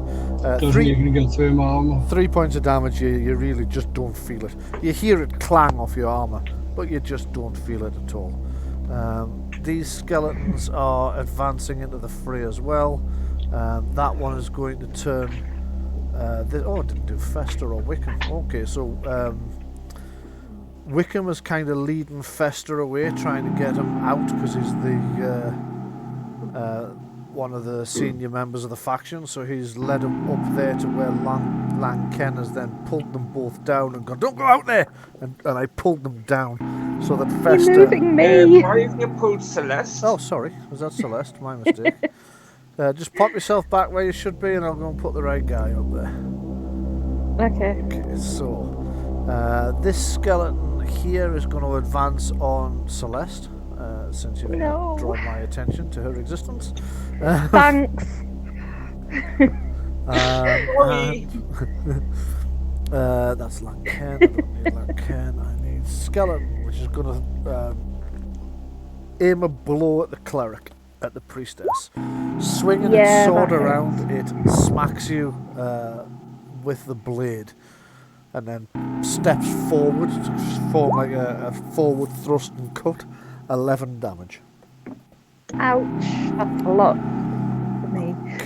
And this skeleton, which is in trouble a little bit, is going to advance. Nonetheless, it advances forwards and attempts to attack Baelor. Now it's seen him cast a spell. Excuse me. So this one's going to attempt to attack you, Lars. So your defense is 10, I believe. I shall just dig out the sheet and 17. That's a hit. oh, balls. Okay, so he is going to do. Fucking hell! I think that's the worst he could possibly have rolled. It is 2 ones. 4 points of damage. So reduce your health by 4 points of damage. Minus your armour, if you've got any armour. He hasn't got any armor. No. Ow! Fuck. Yeah. So he's kind of stepped forward and done the same thing. He's swung the blade at you, which has hit you across the back of the shoulders, and he's stepped forward and thrust. So it's done like a saw-like cut up across your back, your shoulder blades. Painful. It hurts quite a bit. It's the first time you've been whacked with a sword. You don't care for it. This skeleton is going to advance over here into the arms of the on-waiting Kingsguard. So it takes a swing at the first Kingsguard, who blocks it with a blade and whacks it with his shield at the same time as Agnes sweeps out its legs, and then as it collapses to the ground, she steps over it 1 foot either side and inverts her sword and drives it down through the sternum. It shatters. So it goes straight to 0. At which point you hear her yell something else again. It suddenly occurs to you it's not a battle cry, she's trying to tell you all something. It's going to have a perception hearing test from everybody, please. Anybody who scores 11 or more understands what she's trying to say.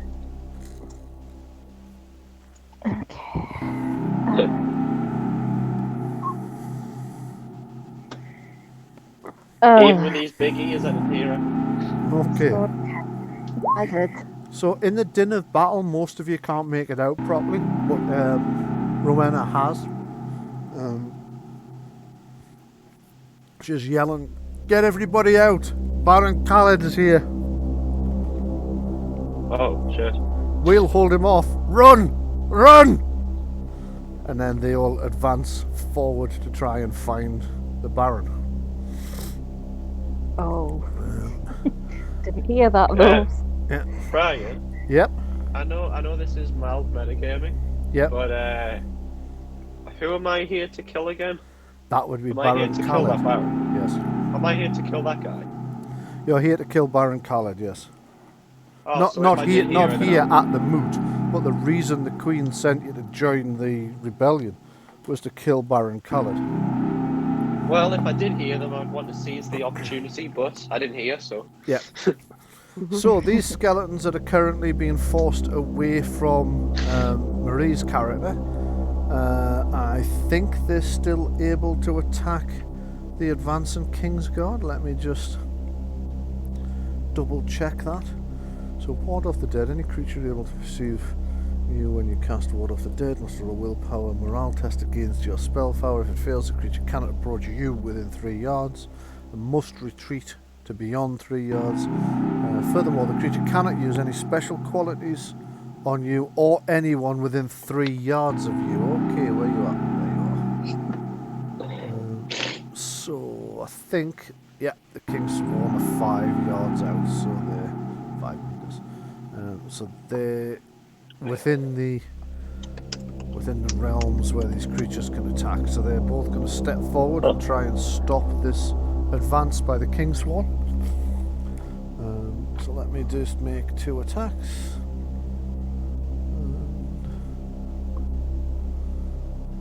We have a 13 with 6 stunts, and we have a 15 with 4 stunts. Okay, so as the King Swan advance, both skeletons also advance and slam into the King Swan, both picking the wounded guy.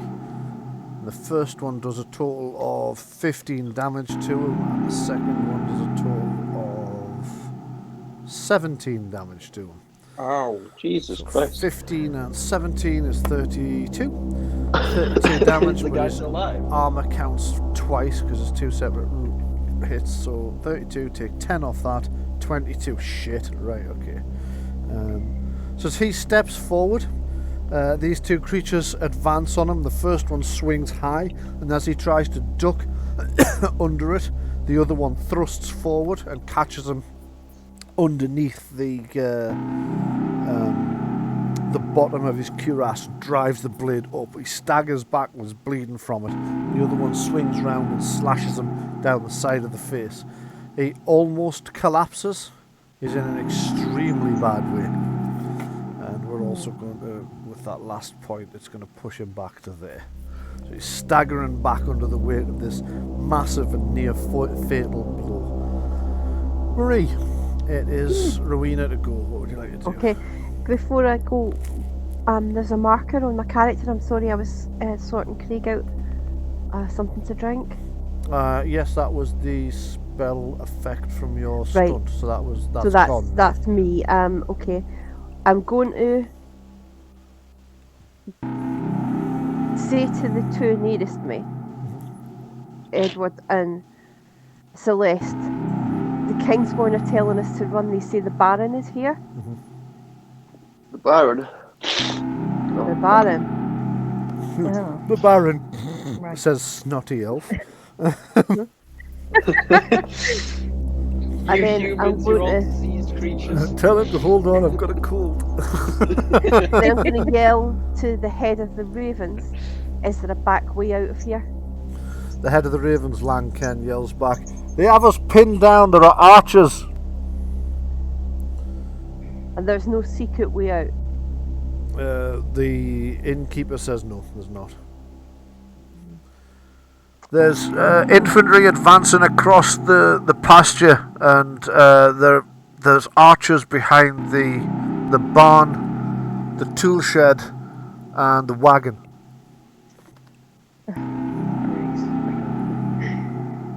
They're fucking Now's the everywhere. time. There's loads of them. So do you think they want our surrender, or do you think they'll slaughter us wholesale? You're asking I like, think Like you kill. Yeah. Lanken kind of shrugs and he went, "I don't know, and I'm not sure which one I'd like the least." Mm.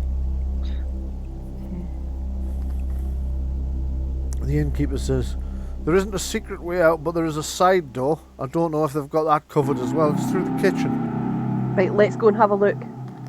Okay. Yeah, I'll give Who's it a coming try. with me? I will. I'll go with you. Right, let's go and stick our head out this. I will as well. Actually, what I'm going to do is see in the kitchen, I'm going to get like one of the spears. I'm going to stick it through something like a cabbage, and I'm going to put that outside the door first. Good idea. Draw a smiley face on the No. cabbage. Yeah. I'm pinging away at the Yeah. door to the kitchen, so if you want to head over there, if you've got enough movement. If you're using a major move, your major action to move, you can double your speed, and that's the number of squares you can move. I'm just checking my movement. As a human, it'll probably be 10. My speed's 11. Speed's 11. Mine's 12. That'll be because your dexterity bonuses are for that. Yeah. I'm just trying to find this. I'm sorry, Brian. I know you My said you were speed is pinging it, 16. but Right, the room you're in, top right, yes, I see it. over by the bar, the Yeah, door to the there. yeah, that's it. Yeah. Right, so my movement's 11, and that's not sure. How do I mark how long it is again? Okay, if you left click your character and drag out to where you want. Oh, sorry, no, I've missed a step. On the sidebar down the left hand side, there's like a circle with a comb in it. Yeah, and that's there you go. You've got it now. Or is that Celeste? That's me, yeah. So Click it's the like sidebar. That'll change from move to measure. Then you click on your starting point, which is your character. Drag the mouse over to where you want to go, and you can set waypoints by right-clicking along the route. Yeah. Okay, so it's within my movement. So I'm gonna dash for that and try the cabbage trick. That's probably going to be all my actions, isn't it? It will be more than all your actions, because you'll get to the door, and then it'll be a minor action to open it. So I'll just click open for you, and that'll be you out of actions there. So you're at the door at the moment. Where 3 frightened inn staff, 2 cooks, and a scullery maid. I'm going to say to one of them, get me a cabbage. Which they're probably not even going to think is weird, because they've just seen me turn undead with a toad. Well, they haven't, because they were in the just quickly draw a little face on it. They kind of look round, and one of them grabs a cabbage and lobs it at you. It sails across the room and kind of plonk, plonk, plonk on the ground and rolls to your feet. And that's where it goes to Lars, your go. Right, I'm going to leg it to the kitchen door where everybody else is heading. Right you are. So you can see where this sort of mass of humanity is forming up there. Yeah. So you can move up to there. Next to Marie will be 5 meters. Right. It is your choice whether you want to shove your way past her and use the rest of your speed to get into the kitchen, or whether you want to just move up next to it. It's up to you. I'll move up and be behind Fester. Right you are. You run up there and form up behind Fester.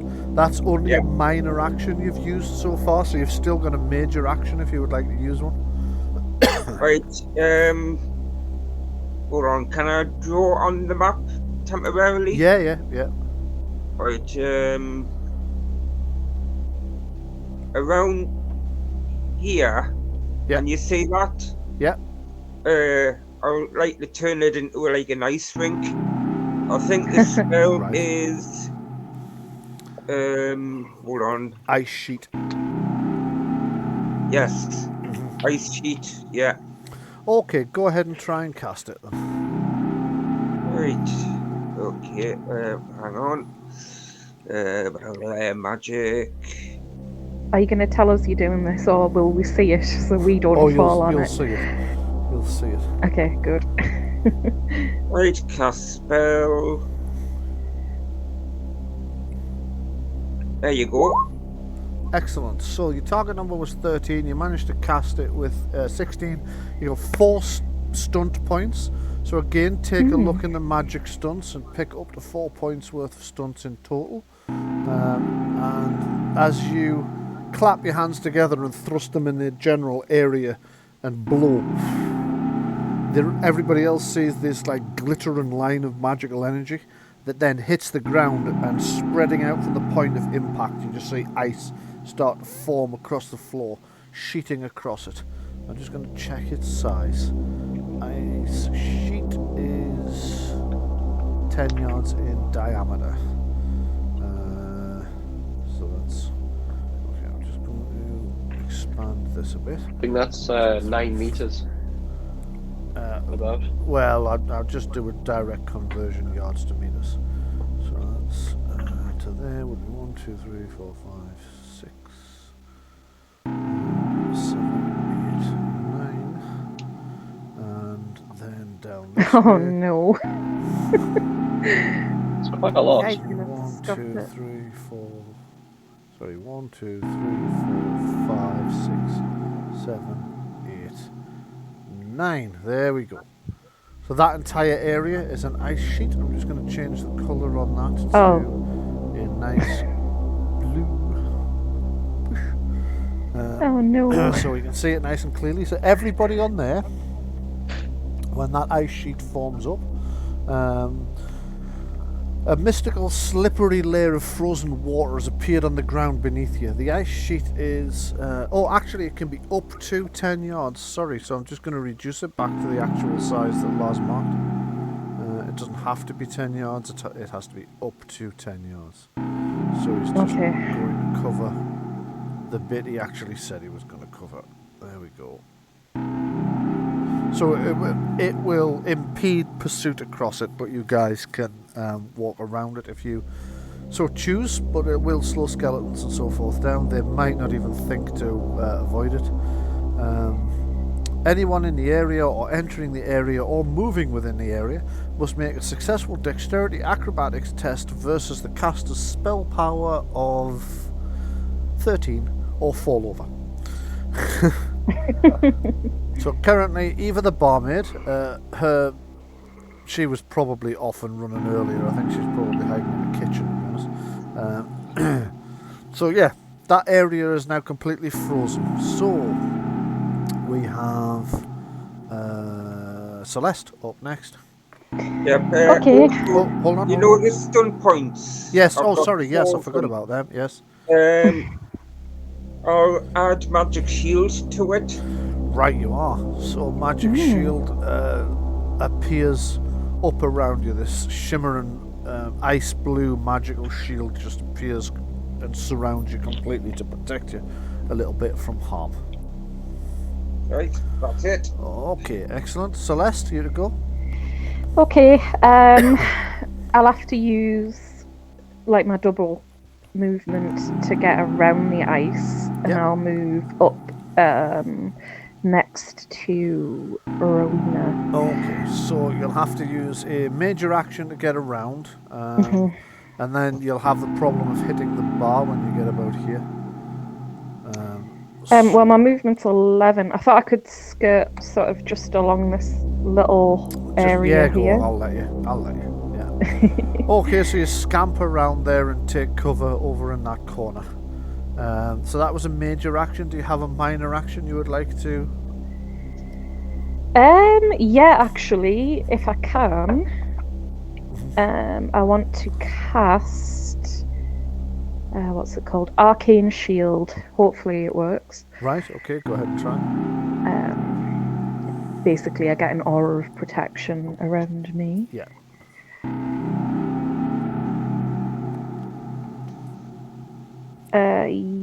Yeah. Did I get that? Target number? Yeah. Target number was I managed 12. You've cast 14, and you have 2 points of spell stuns you can use. So you run over there and then summon an arcane shield, throwing one hand out in front of you. You say a small prayer to the one, and this sort of magical glowing shield springs out from where your hand is and appears in front of you to protect you.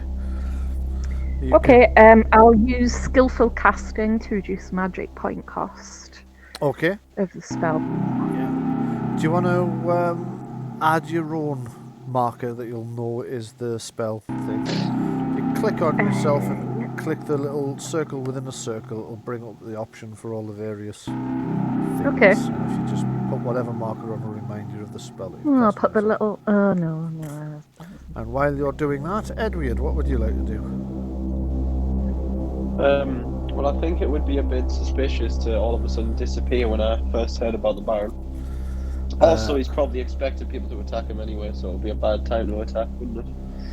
Discretion can be the better part of valor, certainly.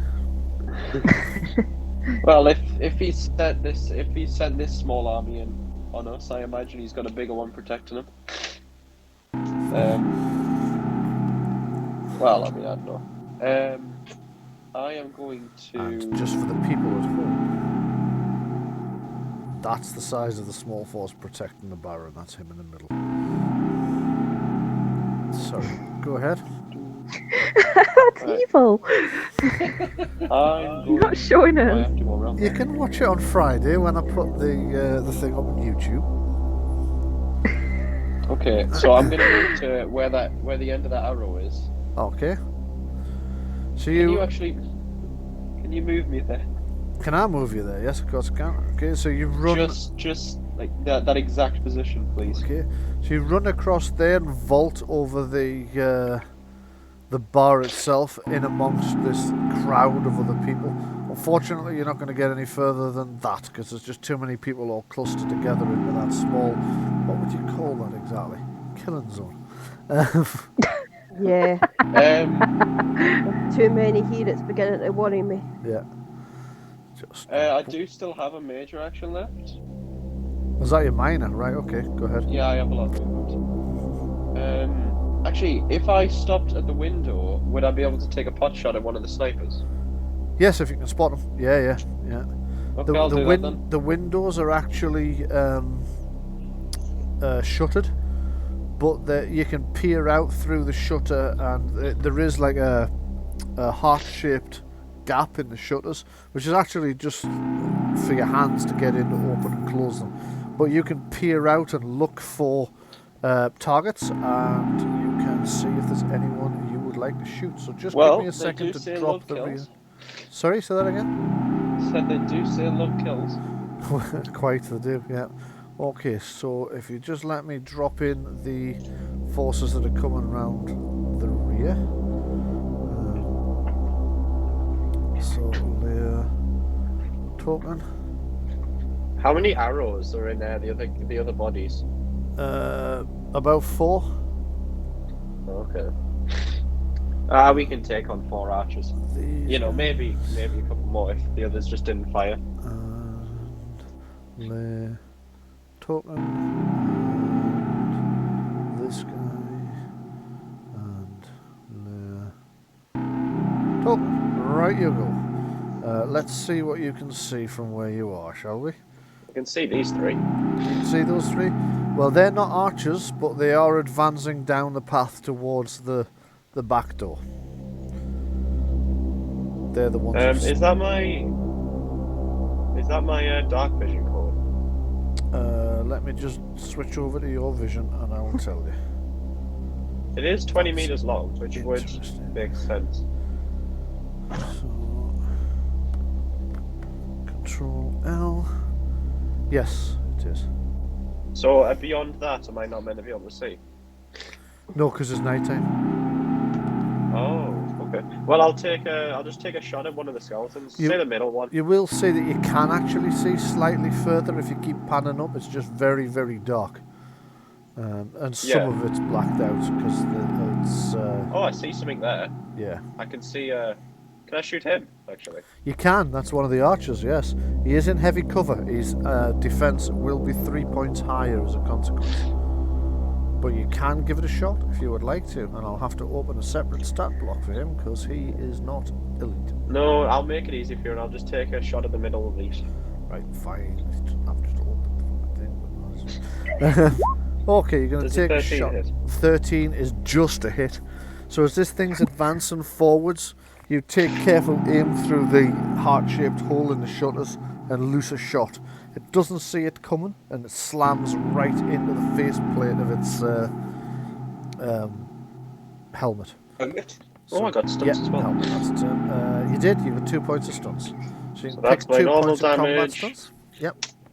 That's my bonus damage. Nice. And I get 2, so I can only do extra damage. Yep. Oh, I could do pierce armor. It would half his armor. It would.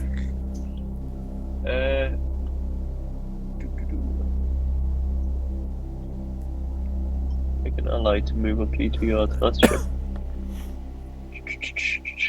I'll do double team. Is anyone else able to actually attack the thing? Anybody else with missile weapons handy? I know that there's the Raven dude. Not really. I do have a crossbow, but I've equipped my sword and shield at the moment. So yeah, there's not really anybody in a position to assist with that, I'm afraid. So you can choose a different option if you'd like. I wouldn't like to. I'll do pierce armor.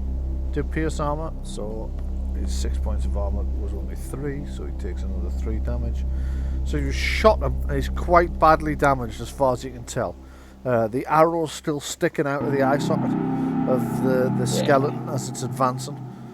Take but that, Harold. it does kind of it does kind of stagger a bit. You know, like 1066. Yeah. Shot, Yep. shot in the eye. Yeah. Okay. May actually be an early piece of propaganda that he might not actually have been died from true. having his eye shot out, Yeah. but that's how everyone. Oh shit! I've just accidentally deleted Lamb Ken from the bollocks. Right. Okay. My mouse was just an inch, a fraction too far to the left, and I've deleted him instead of selecting him. That thingy's still here though. So Can I make a suggestion for Lang Ken? You can. He would probably know the best way out through back streets. There's no streets. It's an inn out in the middle of nowhere. Yeah, right. it's a roadside inn. So we'd be looking at disappearing into the field, so he wouldn't have any Woods real mostly, but advantage yes. there.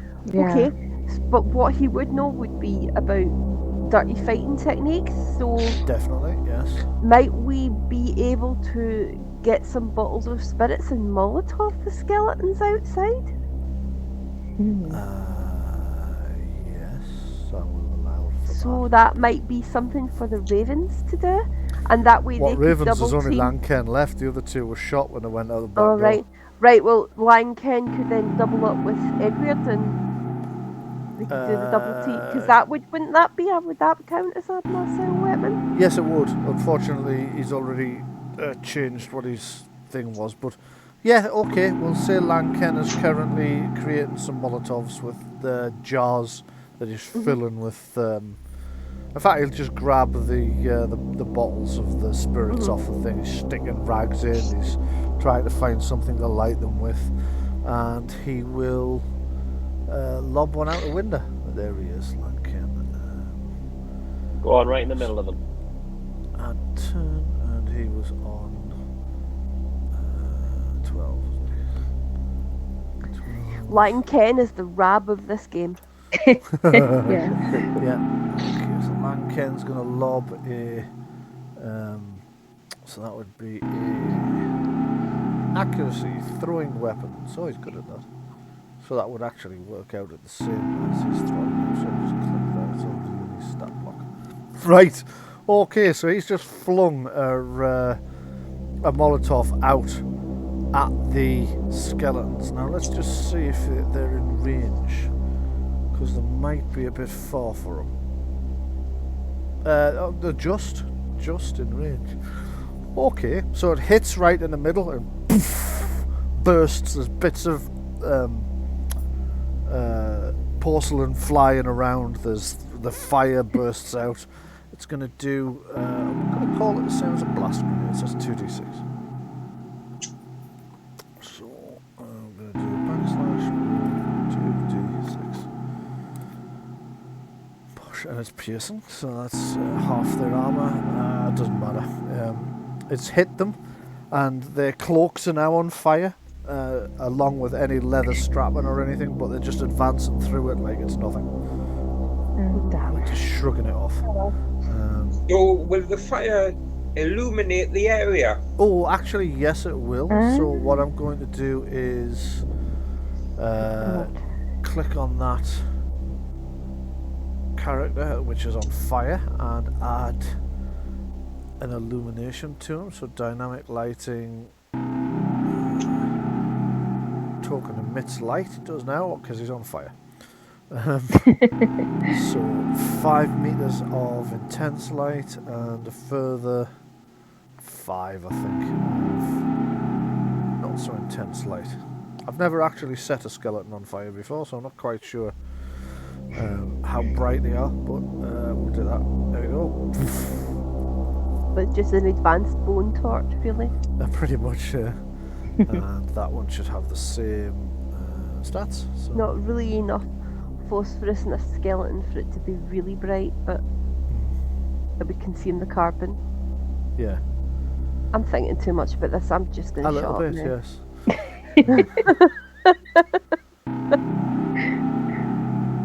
Oh, one of the other games, we had a in-depth discussion about the physics of how invisibility works the other day. There we go. That should. There we go. Those skeletons are on fire and now illuminated, just as Lars pointed out they should be. So let's go ahead and see what's up. Sandrina to go next. What would you like to do? I'm going to maintain a defensive position. Okay. Until we can get out of here. Right, you are. So it is the. Mark, can I make a suggestion? Yep. If you can, barricade the door. I can always like put my back to it and lean into it. Well, I was thinking more take that table you knocked over and punt that into position. It's down the other side of the. It's, right, away over okay. there. Okay. Remove these dead guys so that they're not in the way. So that Pile the skeletons up against it or something, I don't know. There's barrels. You can roll one of the barrels over it. Yeah. I'll get some of the barrels in place. Okay, so when's your action? Right. Did you have any actions left this round, or are you going to have to use them from next round? Me? Yep.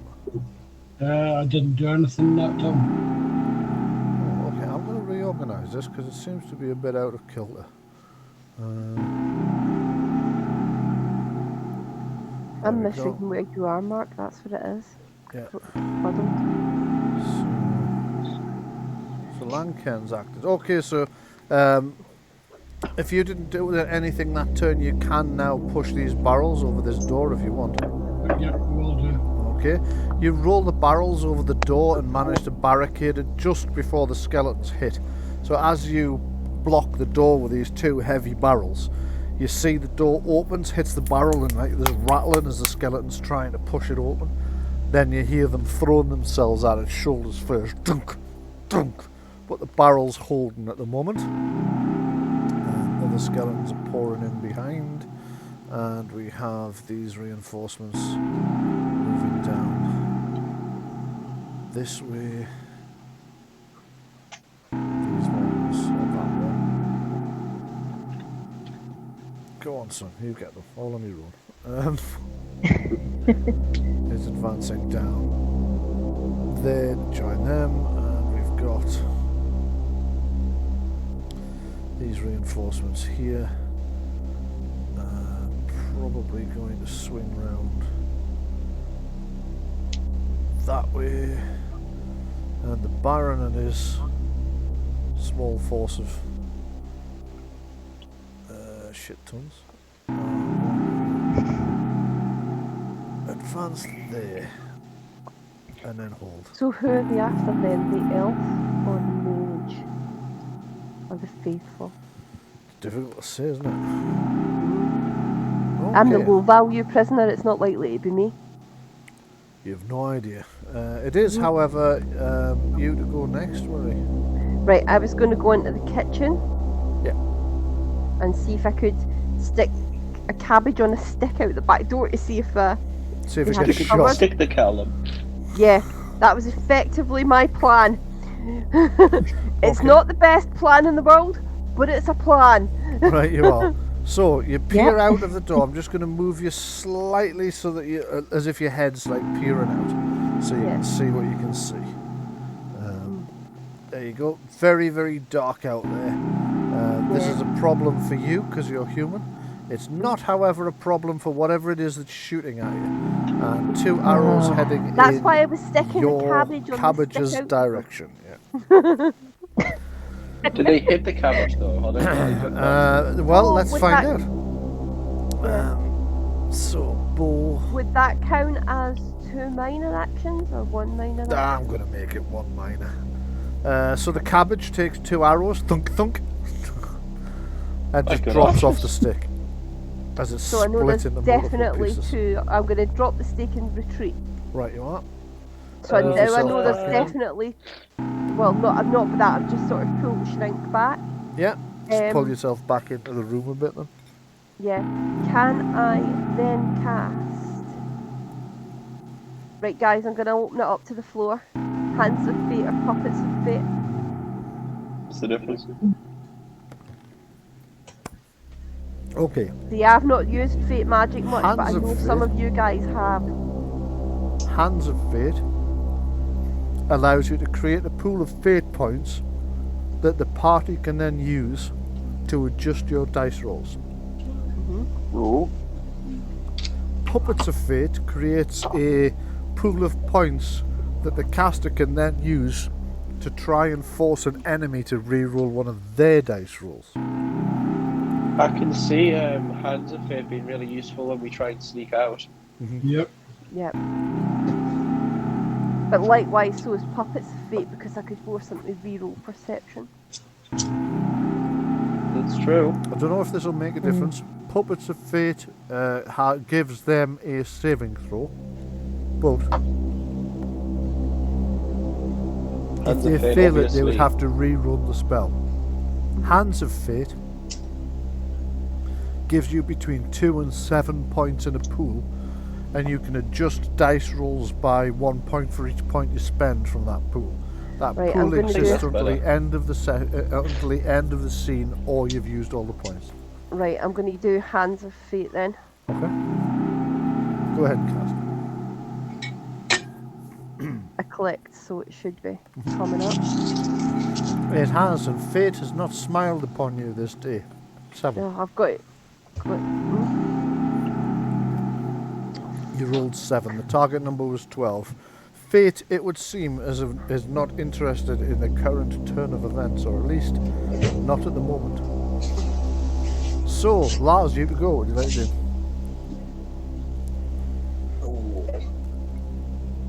Oh, well, I'm on my hands and knees. Yep. Under the bar bench thing. How was Fester faring? He's not too bad. Well, no, he isn't. He's quite badly injured.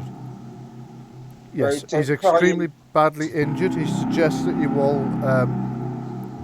all just get out of here before these things kick in the door. It's only going to slow you down. Can I not try and heal him? Of course you can, yeah. Well, I'll heal him because I don't want to lose him. Okay, make a healing test, which is your intelligence healing. Healing touch. Or you're going to cast healing touch. Yes, you can cast the spell instead. Yeah, of course. If we're going to kill this usurper, we're going to need your help, Fester. Plus, anyway, you've only got a little paper cut, you'll be fine. Nice Right. one. And you've scored 5 points of spell stunts as well. So take a look at the spell stunts. Excuse me. See what Right, you would like to do. And you have successfully cast healing touch, which will heal. Let me see now. 2d6. For each magic point that you spend, the target regains 1d6 health. Hold on, I'm just having a look at these. Hold on, let's see how many points have I got left. I've got 7 points, so I'll use up 4. 3 is the maximum you can use on the spell. Right, 3 maximum. I'll use 4. No, 3 is the maximum number of points you can Oh, use on the spell. right, okay, in that case, 3 Use then. 3, yeah. Okay, roll 3d6, and that's the number of health points Fester's about to get back. Okay, and. Where's the dice? Where's the dice? Oh, 3D. I'm assuming, judging off the fireball coming out of Fester's hand, he can That's cast fireball. one. Yep. I was gonna Two. suggest if And you can that's create like a wall of fire 13. that'll block the archer's view of us, so Yep. we can sneak away. So I you have cast an idea. healing touch on the senior mage, and as the healing energy runs through, you can see the damage to his back where he was slashed. You can see it Yeah. start to knit together. The wound doesn't completely close, but the bleeding stops. The wound is now much, much shallower than it was before. He's clearly feeling an awful lot better as a consequence of your actions. Right. So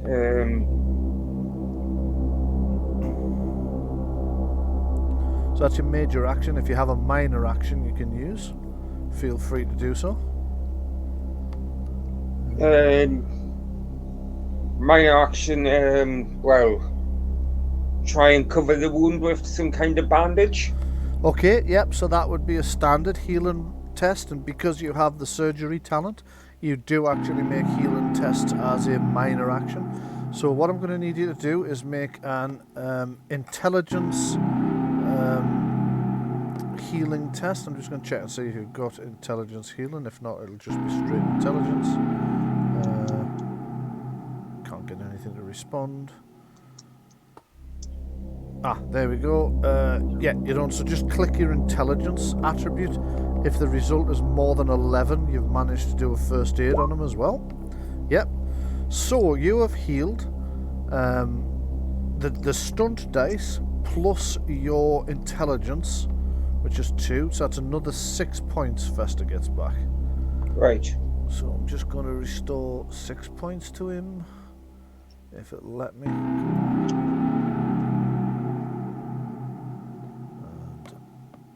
Plus 6.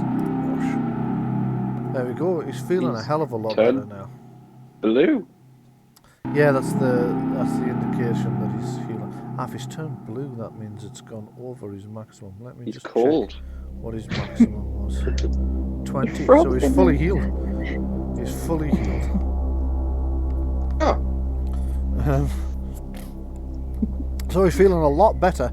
You press the bandage on what's left of the wound, and generally just treat it as quickly as you can.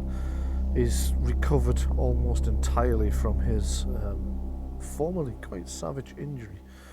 And Celeste, you go. Bryan, Jenny, can I just say something? What I'm going to try, and what I'm going to do is I'm going to try and gesture to Celeste to come, but with my finger on my lips, because I've got an idea. Okay, go for it. All right, I'll head over. Okay. So I'm going to whisper to her. I think there's only 2 archers covering this door.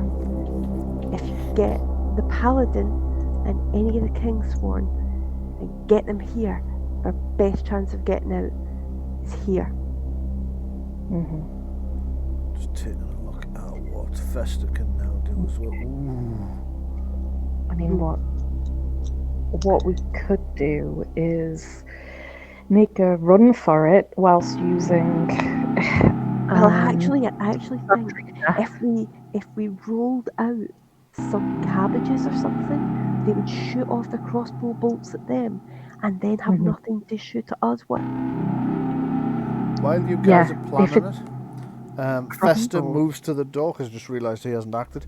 Now that he's been healed, it moves to the window rather. Surprisingly, throws the window open and slams his staff on the ground.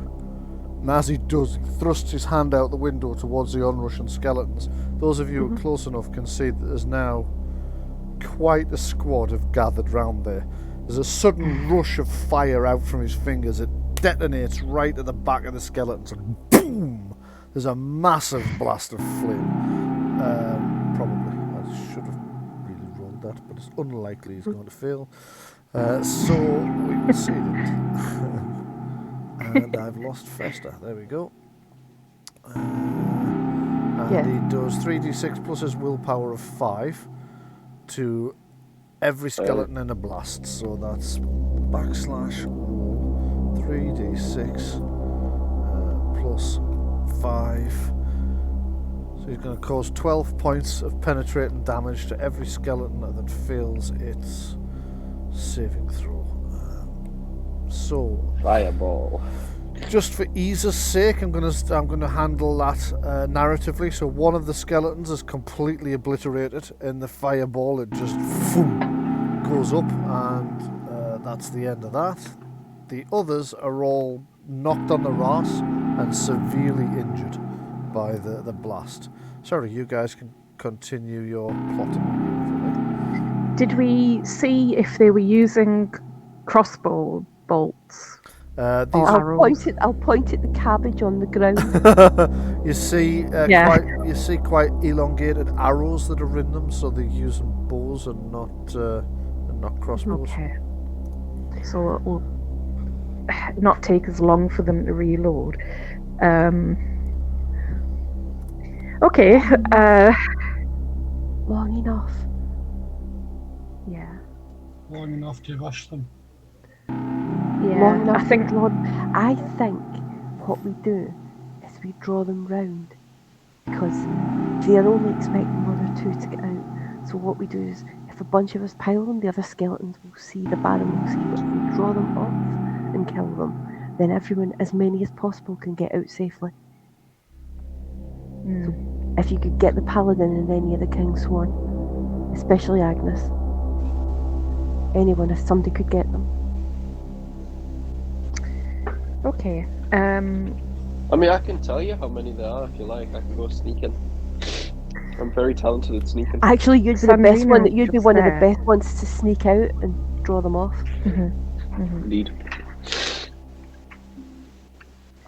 Okay, so what would you like to do, Jenny? Right. Well, first of all, I can talk to Sandrina and tell her what we've been planning. I think we've now established that I'm the sneaky one. Okay, so essentially what you're saying is we could... Are you talking about one or two people going out and drawing the skeleton's attention and the rest of us leave? Yeah. Right, so rather than chucking stuff out to distract them, Yeah. we're going to get... Well, that was just basically, it was going to do that, and then have one or two people run out, draw those skeletons off, and then everyone else can peg it. Okay. It's right, it's how all the kids avoid the police up at the parish school. That's it. Pretty much, yeah. All right. Well, if I can, in my turn, I'll talk to try and get the elf in on it as well, seeing as he's a sneaky type. Okay. What am I doing? And we'll discuss who would be willing to draw the skeleton's attention whilst the rest of us run. What am I doing? Because I was reading. Jenny, Ben's asking you what it is you're asking him to do. Go out, fail or fumble your sneak roll. Draw the skeletons off. Try and get them to follow you. So run right into the arrows. is what you No, said.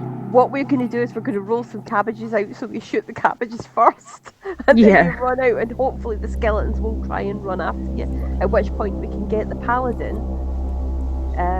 and any of the Kingsworn to basically knock the skeletons, and then the rest of them run. What kind of What stretch? if I... Go on.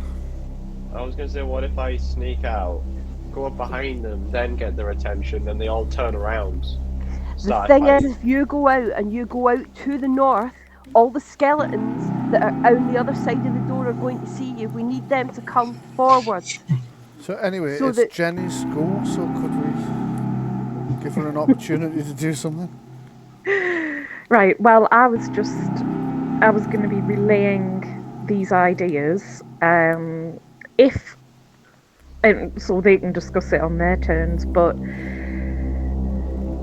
if I can get a chat, if it's possible for me to have a chance to heal myself, I will, but if not, then I understand that.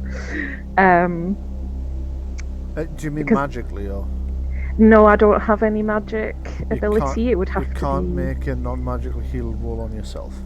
Damn. Okay. Right. Well, I'm just going to be discussing what the plan is and then getting into place at the door. Where Okay. is the... Go move yourself over by the door then. Over here. Marie's character is. Let me in there. So that's over here, isn't it? Yeah.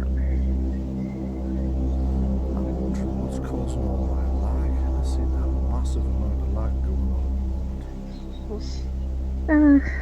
It seems to be okay on this end, but No, it's definitely me.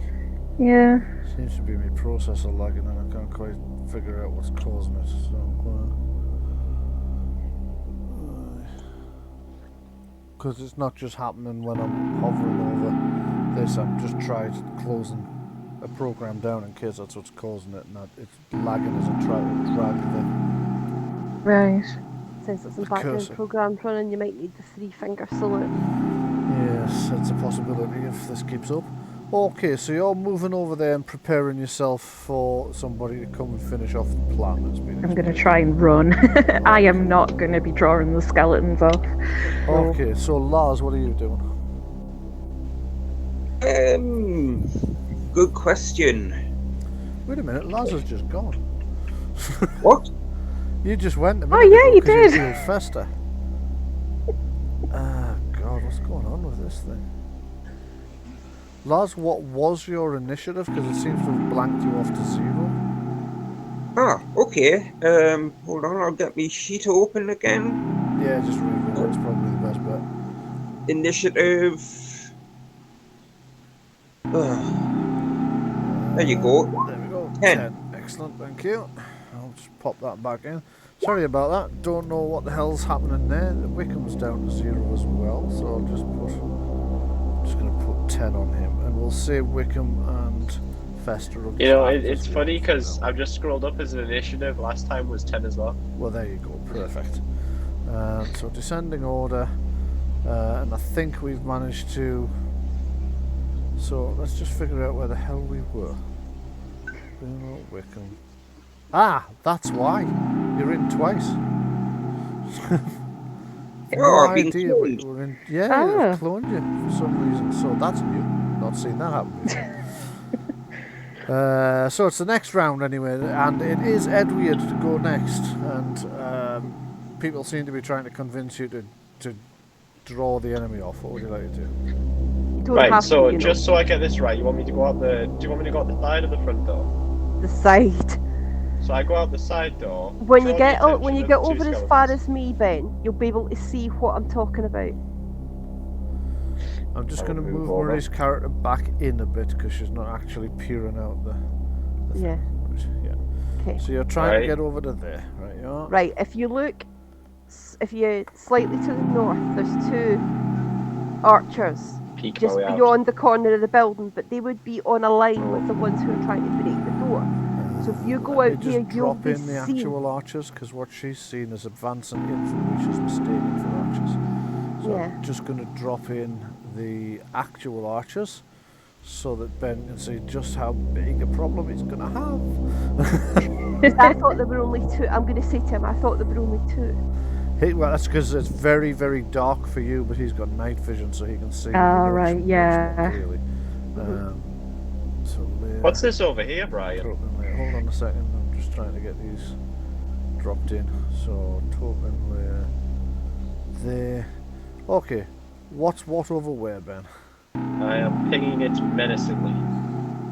I can't see anything pinging, so you'll have to guide me. North. Ah, North. there. Yeah. That is a pile of mushrooms, but I'm glad you attracted my attention to that, because hiding behind the pile of mushrooms It's is an archer.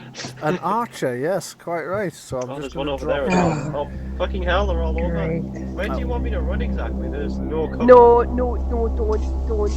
When I thought there were only 2, I thought I had a plan. But if there's a lot more, then We are completely surrounded. You are completely surrounded. Yeah. We're gonna Well, have no, to just go for it. I think. I'm going to take this opportunity to shoot this skeleton archer right here. Thought you were going to say I'm going to take this opportunity to shape myself. well, that too, obviously. Obviously, but Okay. Oh, well, I guess I'm didn't gonna see have to who try you. and turn the undead again and see if it works this time. Yeah. do you want to I the don't- southeast? The one to the southeast, you're going to shoot that one. Right, you are. Go ahead and make an attack, please. I'll just also relay what I see. So, like, there's 3 of them approaching, and I see 3 more archers. Looks like we're completely surrounded. Yeah. Okay, so go ahead and Not make your good. attack. A 15? Oh, sorry, you had one, yes. So that archer's completely taken by surprise because it was under the all the skeletons are under the impression that they're up against humans who can't see in the dark. So this elf that can see it perfectly clearly and just fires and hits it has taken it utterly by. Do I have a higher thingamajiggy than it? Yes, you do. Dexterity. Yeah. Good. So 9 damage total. 9 damage total. That little fucker. To that little fucker there, right? Okay. So it has 4 points of armor, so that's 5 points to get through. So you've damaged it, but it's not that serious. Well, I don't know, it's reasonably serious. It's turned it yellow, let's put it that way. On its in-game terms. You yellow belly skeleton. So you run over there, take a look out, realise the situation's a lot worse than the humans who can't really see how bad it is. No.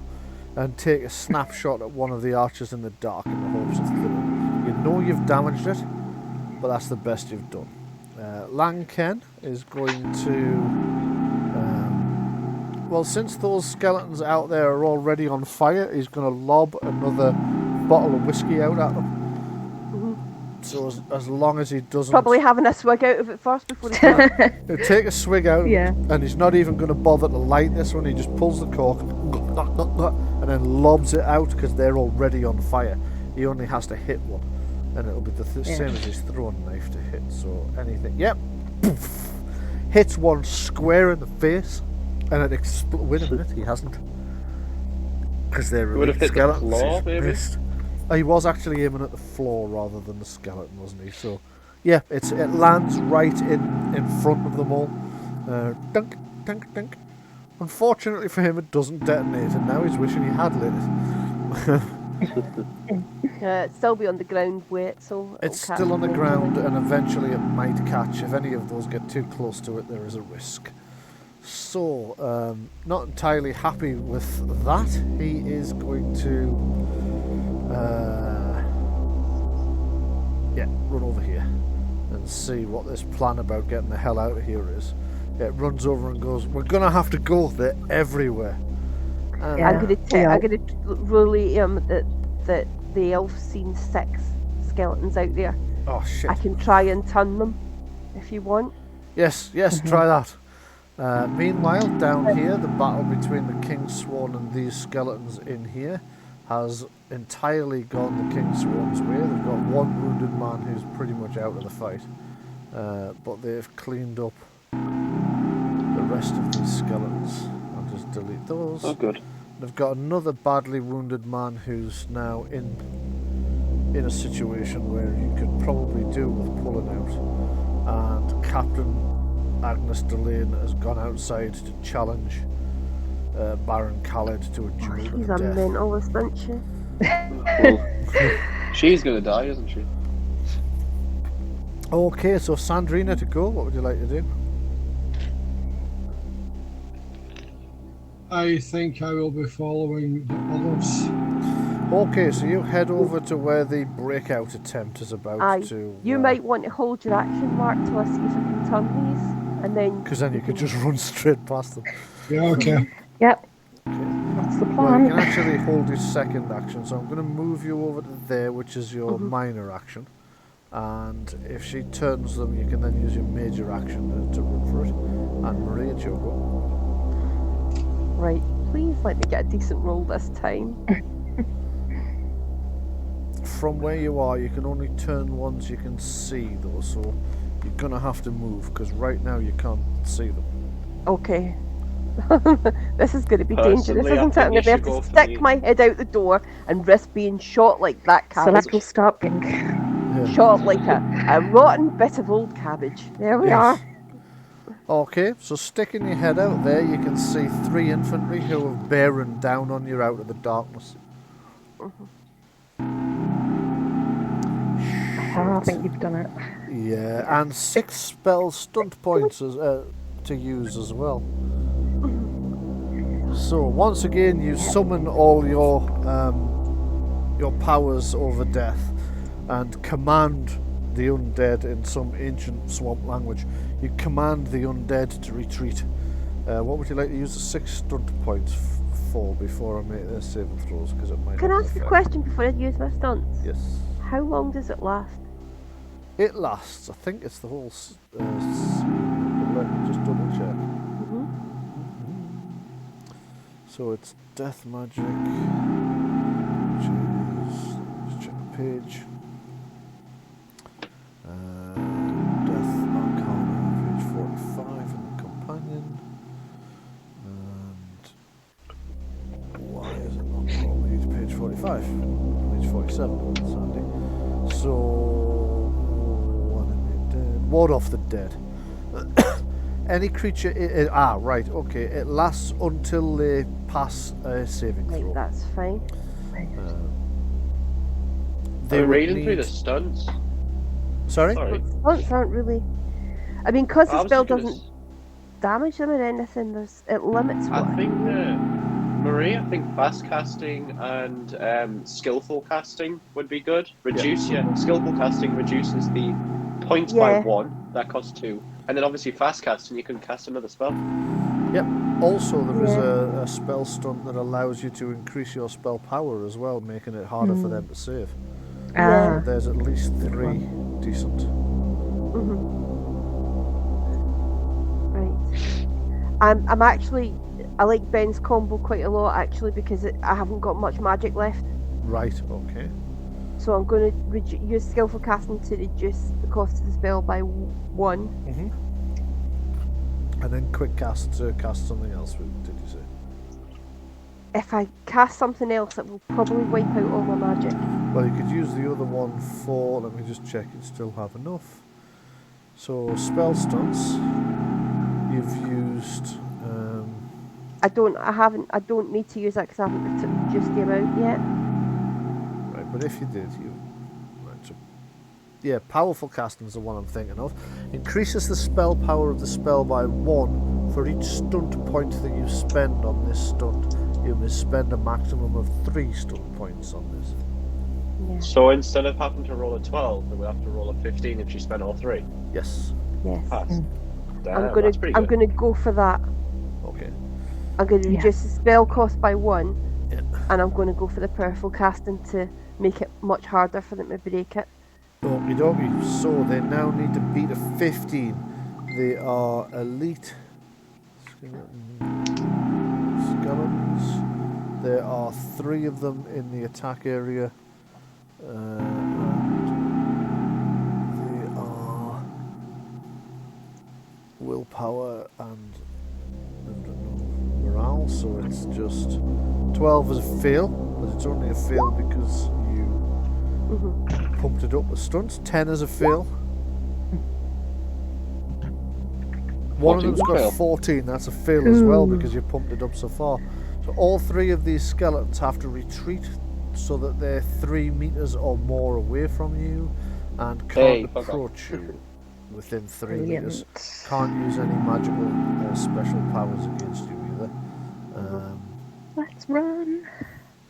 Yeah. Wanted you've- to ask Fester a question. Okay.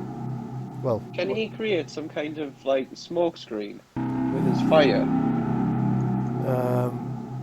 no. or like I a don't wall of think he can. fire, or something? Just something like a wall of fire or whatever. Let me just have a look. He's got Flame Blast, Burning Shield, Firestorm, which is the one he just used, Flaming Weapon, Enchant Armor, Identify Enchantment, and Spell Glyph. So, there's a couple of spells there he could probably use to help some of you in this fight when his next turn comes around. And Lars, it is you to go again this time. Right, I'm going to crawl on my hands and knees to the kitchen area. Right, you are. So this is the kitchen area over here. You crawl at the rate of 10 plus your dexterity, so that is 10. Up to 10 squares you can move. Right. And that's a minor action, so you've still got a major action when you get there. When I get to the kitchen, I'm just going to assess what's happening at the moment because my magic points are running low. Right, okay. Don't forget, as a mage, you will always have the option of Arcane Blast. That doesn't actually cost any. Yeah. So 1, 2, 2, 3, 4, 5, 6, 7, 8, 9, 10. So you're in the kitchen right next to where everybody else is, ready to run for it. Oh, I meant to say it before, when I did the casting. Yeah. I'm going to say Tori says I've turned 3 of them. Excellent. Okay, so you're aware that the Swamp Witch has managed to turn the 3 infantry that are advancing. You've been warned there are archers out there in the darkness as well, but the plan seems to be for everybody to make a run for it. Yeah. So, do you guys all just want to run at the same time? There is an issue with that, What's that? What about all the civilians? There is an issue with that, yeah. Depends. There isn't any here, they're all guards. No, there's No, all the staff. bar staff, the man who owns the inn. We need to get them to run with us, I guess. They can't stay here. We need to pass the message back. Okay, right. Yes, they agree to run with you then, as do Wickham and Lanken. And there's no one upstairs hiding up there. There is one of the staff ran upstairs to hide when the skeletons kicked the door in. Oh, great. Right, okay. Just a quick question. Yes. Is this inn got a fence surrounding it? It has, yes. Right, so if we're going to run out the kitchen door, which direction are we going to go? Are we going to leap over the fence or what? We'll have to Well, see I'm going to where. assume we rode here on a horse or something. Yeah. No, or they'll be either killed Actually, or yeah. Yeah, the problem with the horses is that they are in the barn, which is to the northwest of you. The kitchen door you're looking out of is to the east. God's sake. Crap. I've spent a load of money on that I know. horse. It's over. It's already dead. It's over the fence and then as far as we can get. Into the I trees, know for the a tree fact line. there's more archers Yeah. over there. Hmm? I know for a fact there's more archers over there. Looking to the north, there's 2 more that are in my dark vision. No, but we're going east, Dark. I think. No, but we're The going plan to be would- shot at. Be shot by The someone. plan would be to run straight forward over the fence, and if there are trees, forest or whatever, Yeah, if you get over the fence, you're into the woods. right, yeah, that's the plan. So the plan's just So for you to what we'll all run do- at once, yeah? Yeah. Well, Okay. the thing is, if we run one at a time, they pick us off one at a time. Yeah. If, I'm- I know Well, that I'm really not questioning it, for I'm just needing to know if that's Yeah. what the plan is. I'm sorry, Well, I'm Sandrina. Sorry, go on, Marie. no, I was just thinking. I know the best way to avoid arrows if you're in a formation on a battlefield is for you to stagger yourself. But in this situation, we're coming out of a really narrow. No, I think we're just going to all have to all run at once and take. I mean, the other option would be I don't know. Yeah, I think the only option is to go over the wall. And those of us with shields, like Sandrina, Mm-hmm. could hold them up Yeah. to try and protect us as best as possible. Okay, so what's going to happen is I'm going to place you all in line. That's not actually representative of what you are. You're all kind of running out as a mob, but I need to place you in line for a moment, and I'll explain why in a second. Right, because what I'm going to do, there's going to be Firing 3 squad. archers fire. Mhm. They're going to get I'm on the one decent shot off you far right. before you're in the trees, and I'll need to know if anybody gets hit. So I'm lining you up and numbering you 1 to whatever the hell you get to in the back. So that's Whoever's injured 17. or weakest could go in the middle, okay. whilst anyone who's not injured or has armour or whatever could go around. Well, you've got a the couple of outside. wounded, but nobody's terribly wounded yet, with a possible exception of Celeste. Festa Yeah. is now. I wish it would decide whether he's. That's really odd. Festa was Yeah. full health. And It I'll have was, my and now shield it's on the showing him upside as as well. injured again, and I don't know why. Also, it's shown his total health is different. So I think I had Wickham. in there. Okay, so 1, 2, 3, 4, 5, 6, 7, 8, 9, 10, 11, 12. There's actually 13, but we're going to say that the last person out is lucky enough that she's definitely not going to get shot. So, I have several questions. yeah, go ahead. Is there, if we're coming out this window, or if we're coming out this door, is there any place that I could sneak? Yes, you can try and sneak out. Flatten yourself against the wall. Do you want to make a dexterity check and see if you can Because I was dexterity going to say, if not, you said that the soldiers at the front had fended off the infantry. I was going to go through there and sneak around. The soldiers at the front have finished the infantry that had burst through the door, but they're currently in a massive punch-up with Baron Khalid and his small army. Well, I will try and sneak, but first I'm going to draw my small shield so I get an extra point of defense. Right, yeah. Okay, give me a dexterity stealth roll.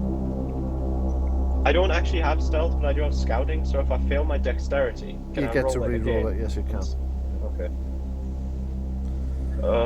13. So, that is... Well, let's Probably just going to see. be a fail. That's probably not going to be very good. Well, I don't know, because the skeletons aren't that perceptive, but there are 3 of them, so let me just make their roll. Yeah, they spotted you. So you can re-roll it the once if you want to. I'll give it a go. May as well. All 3 of them spotted you. So. Yeah, literally not gonna... Can I scroll down, please? Jesus. There we go. Oh.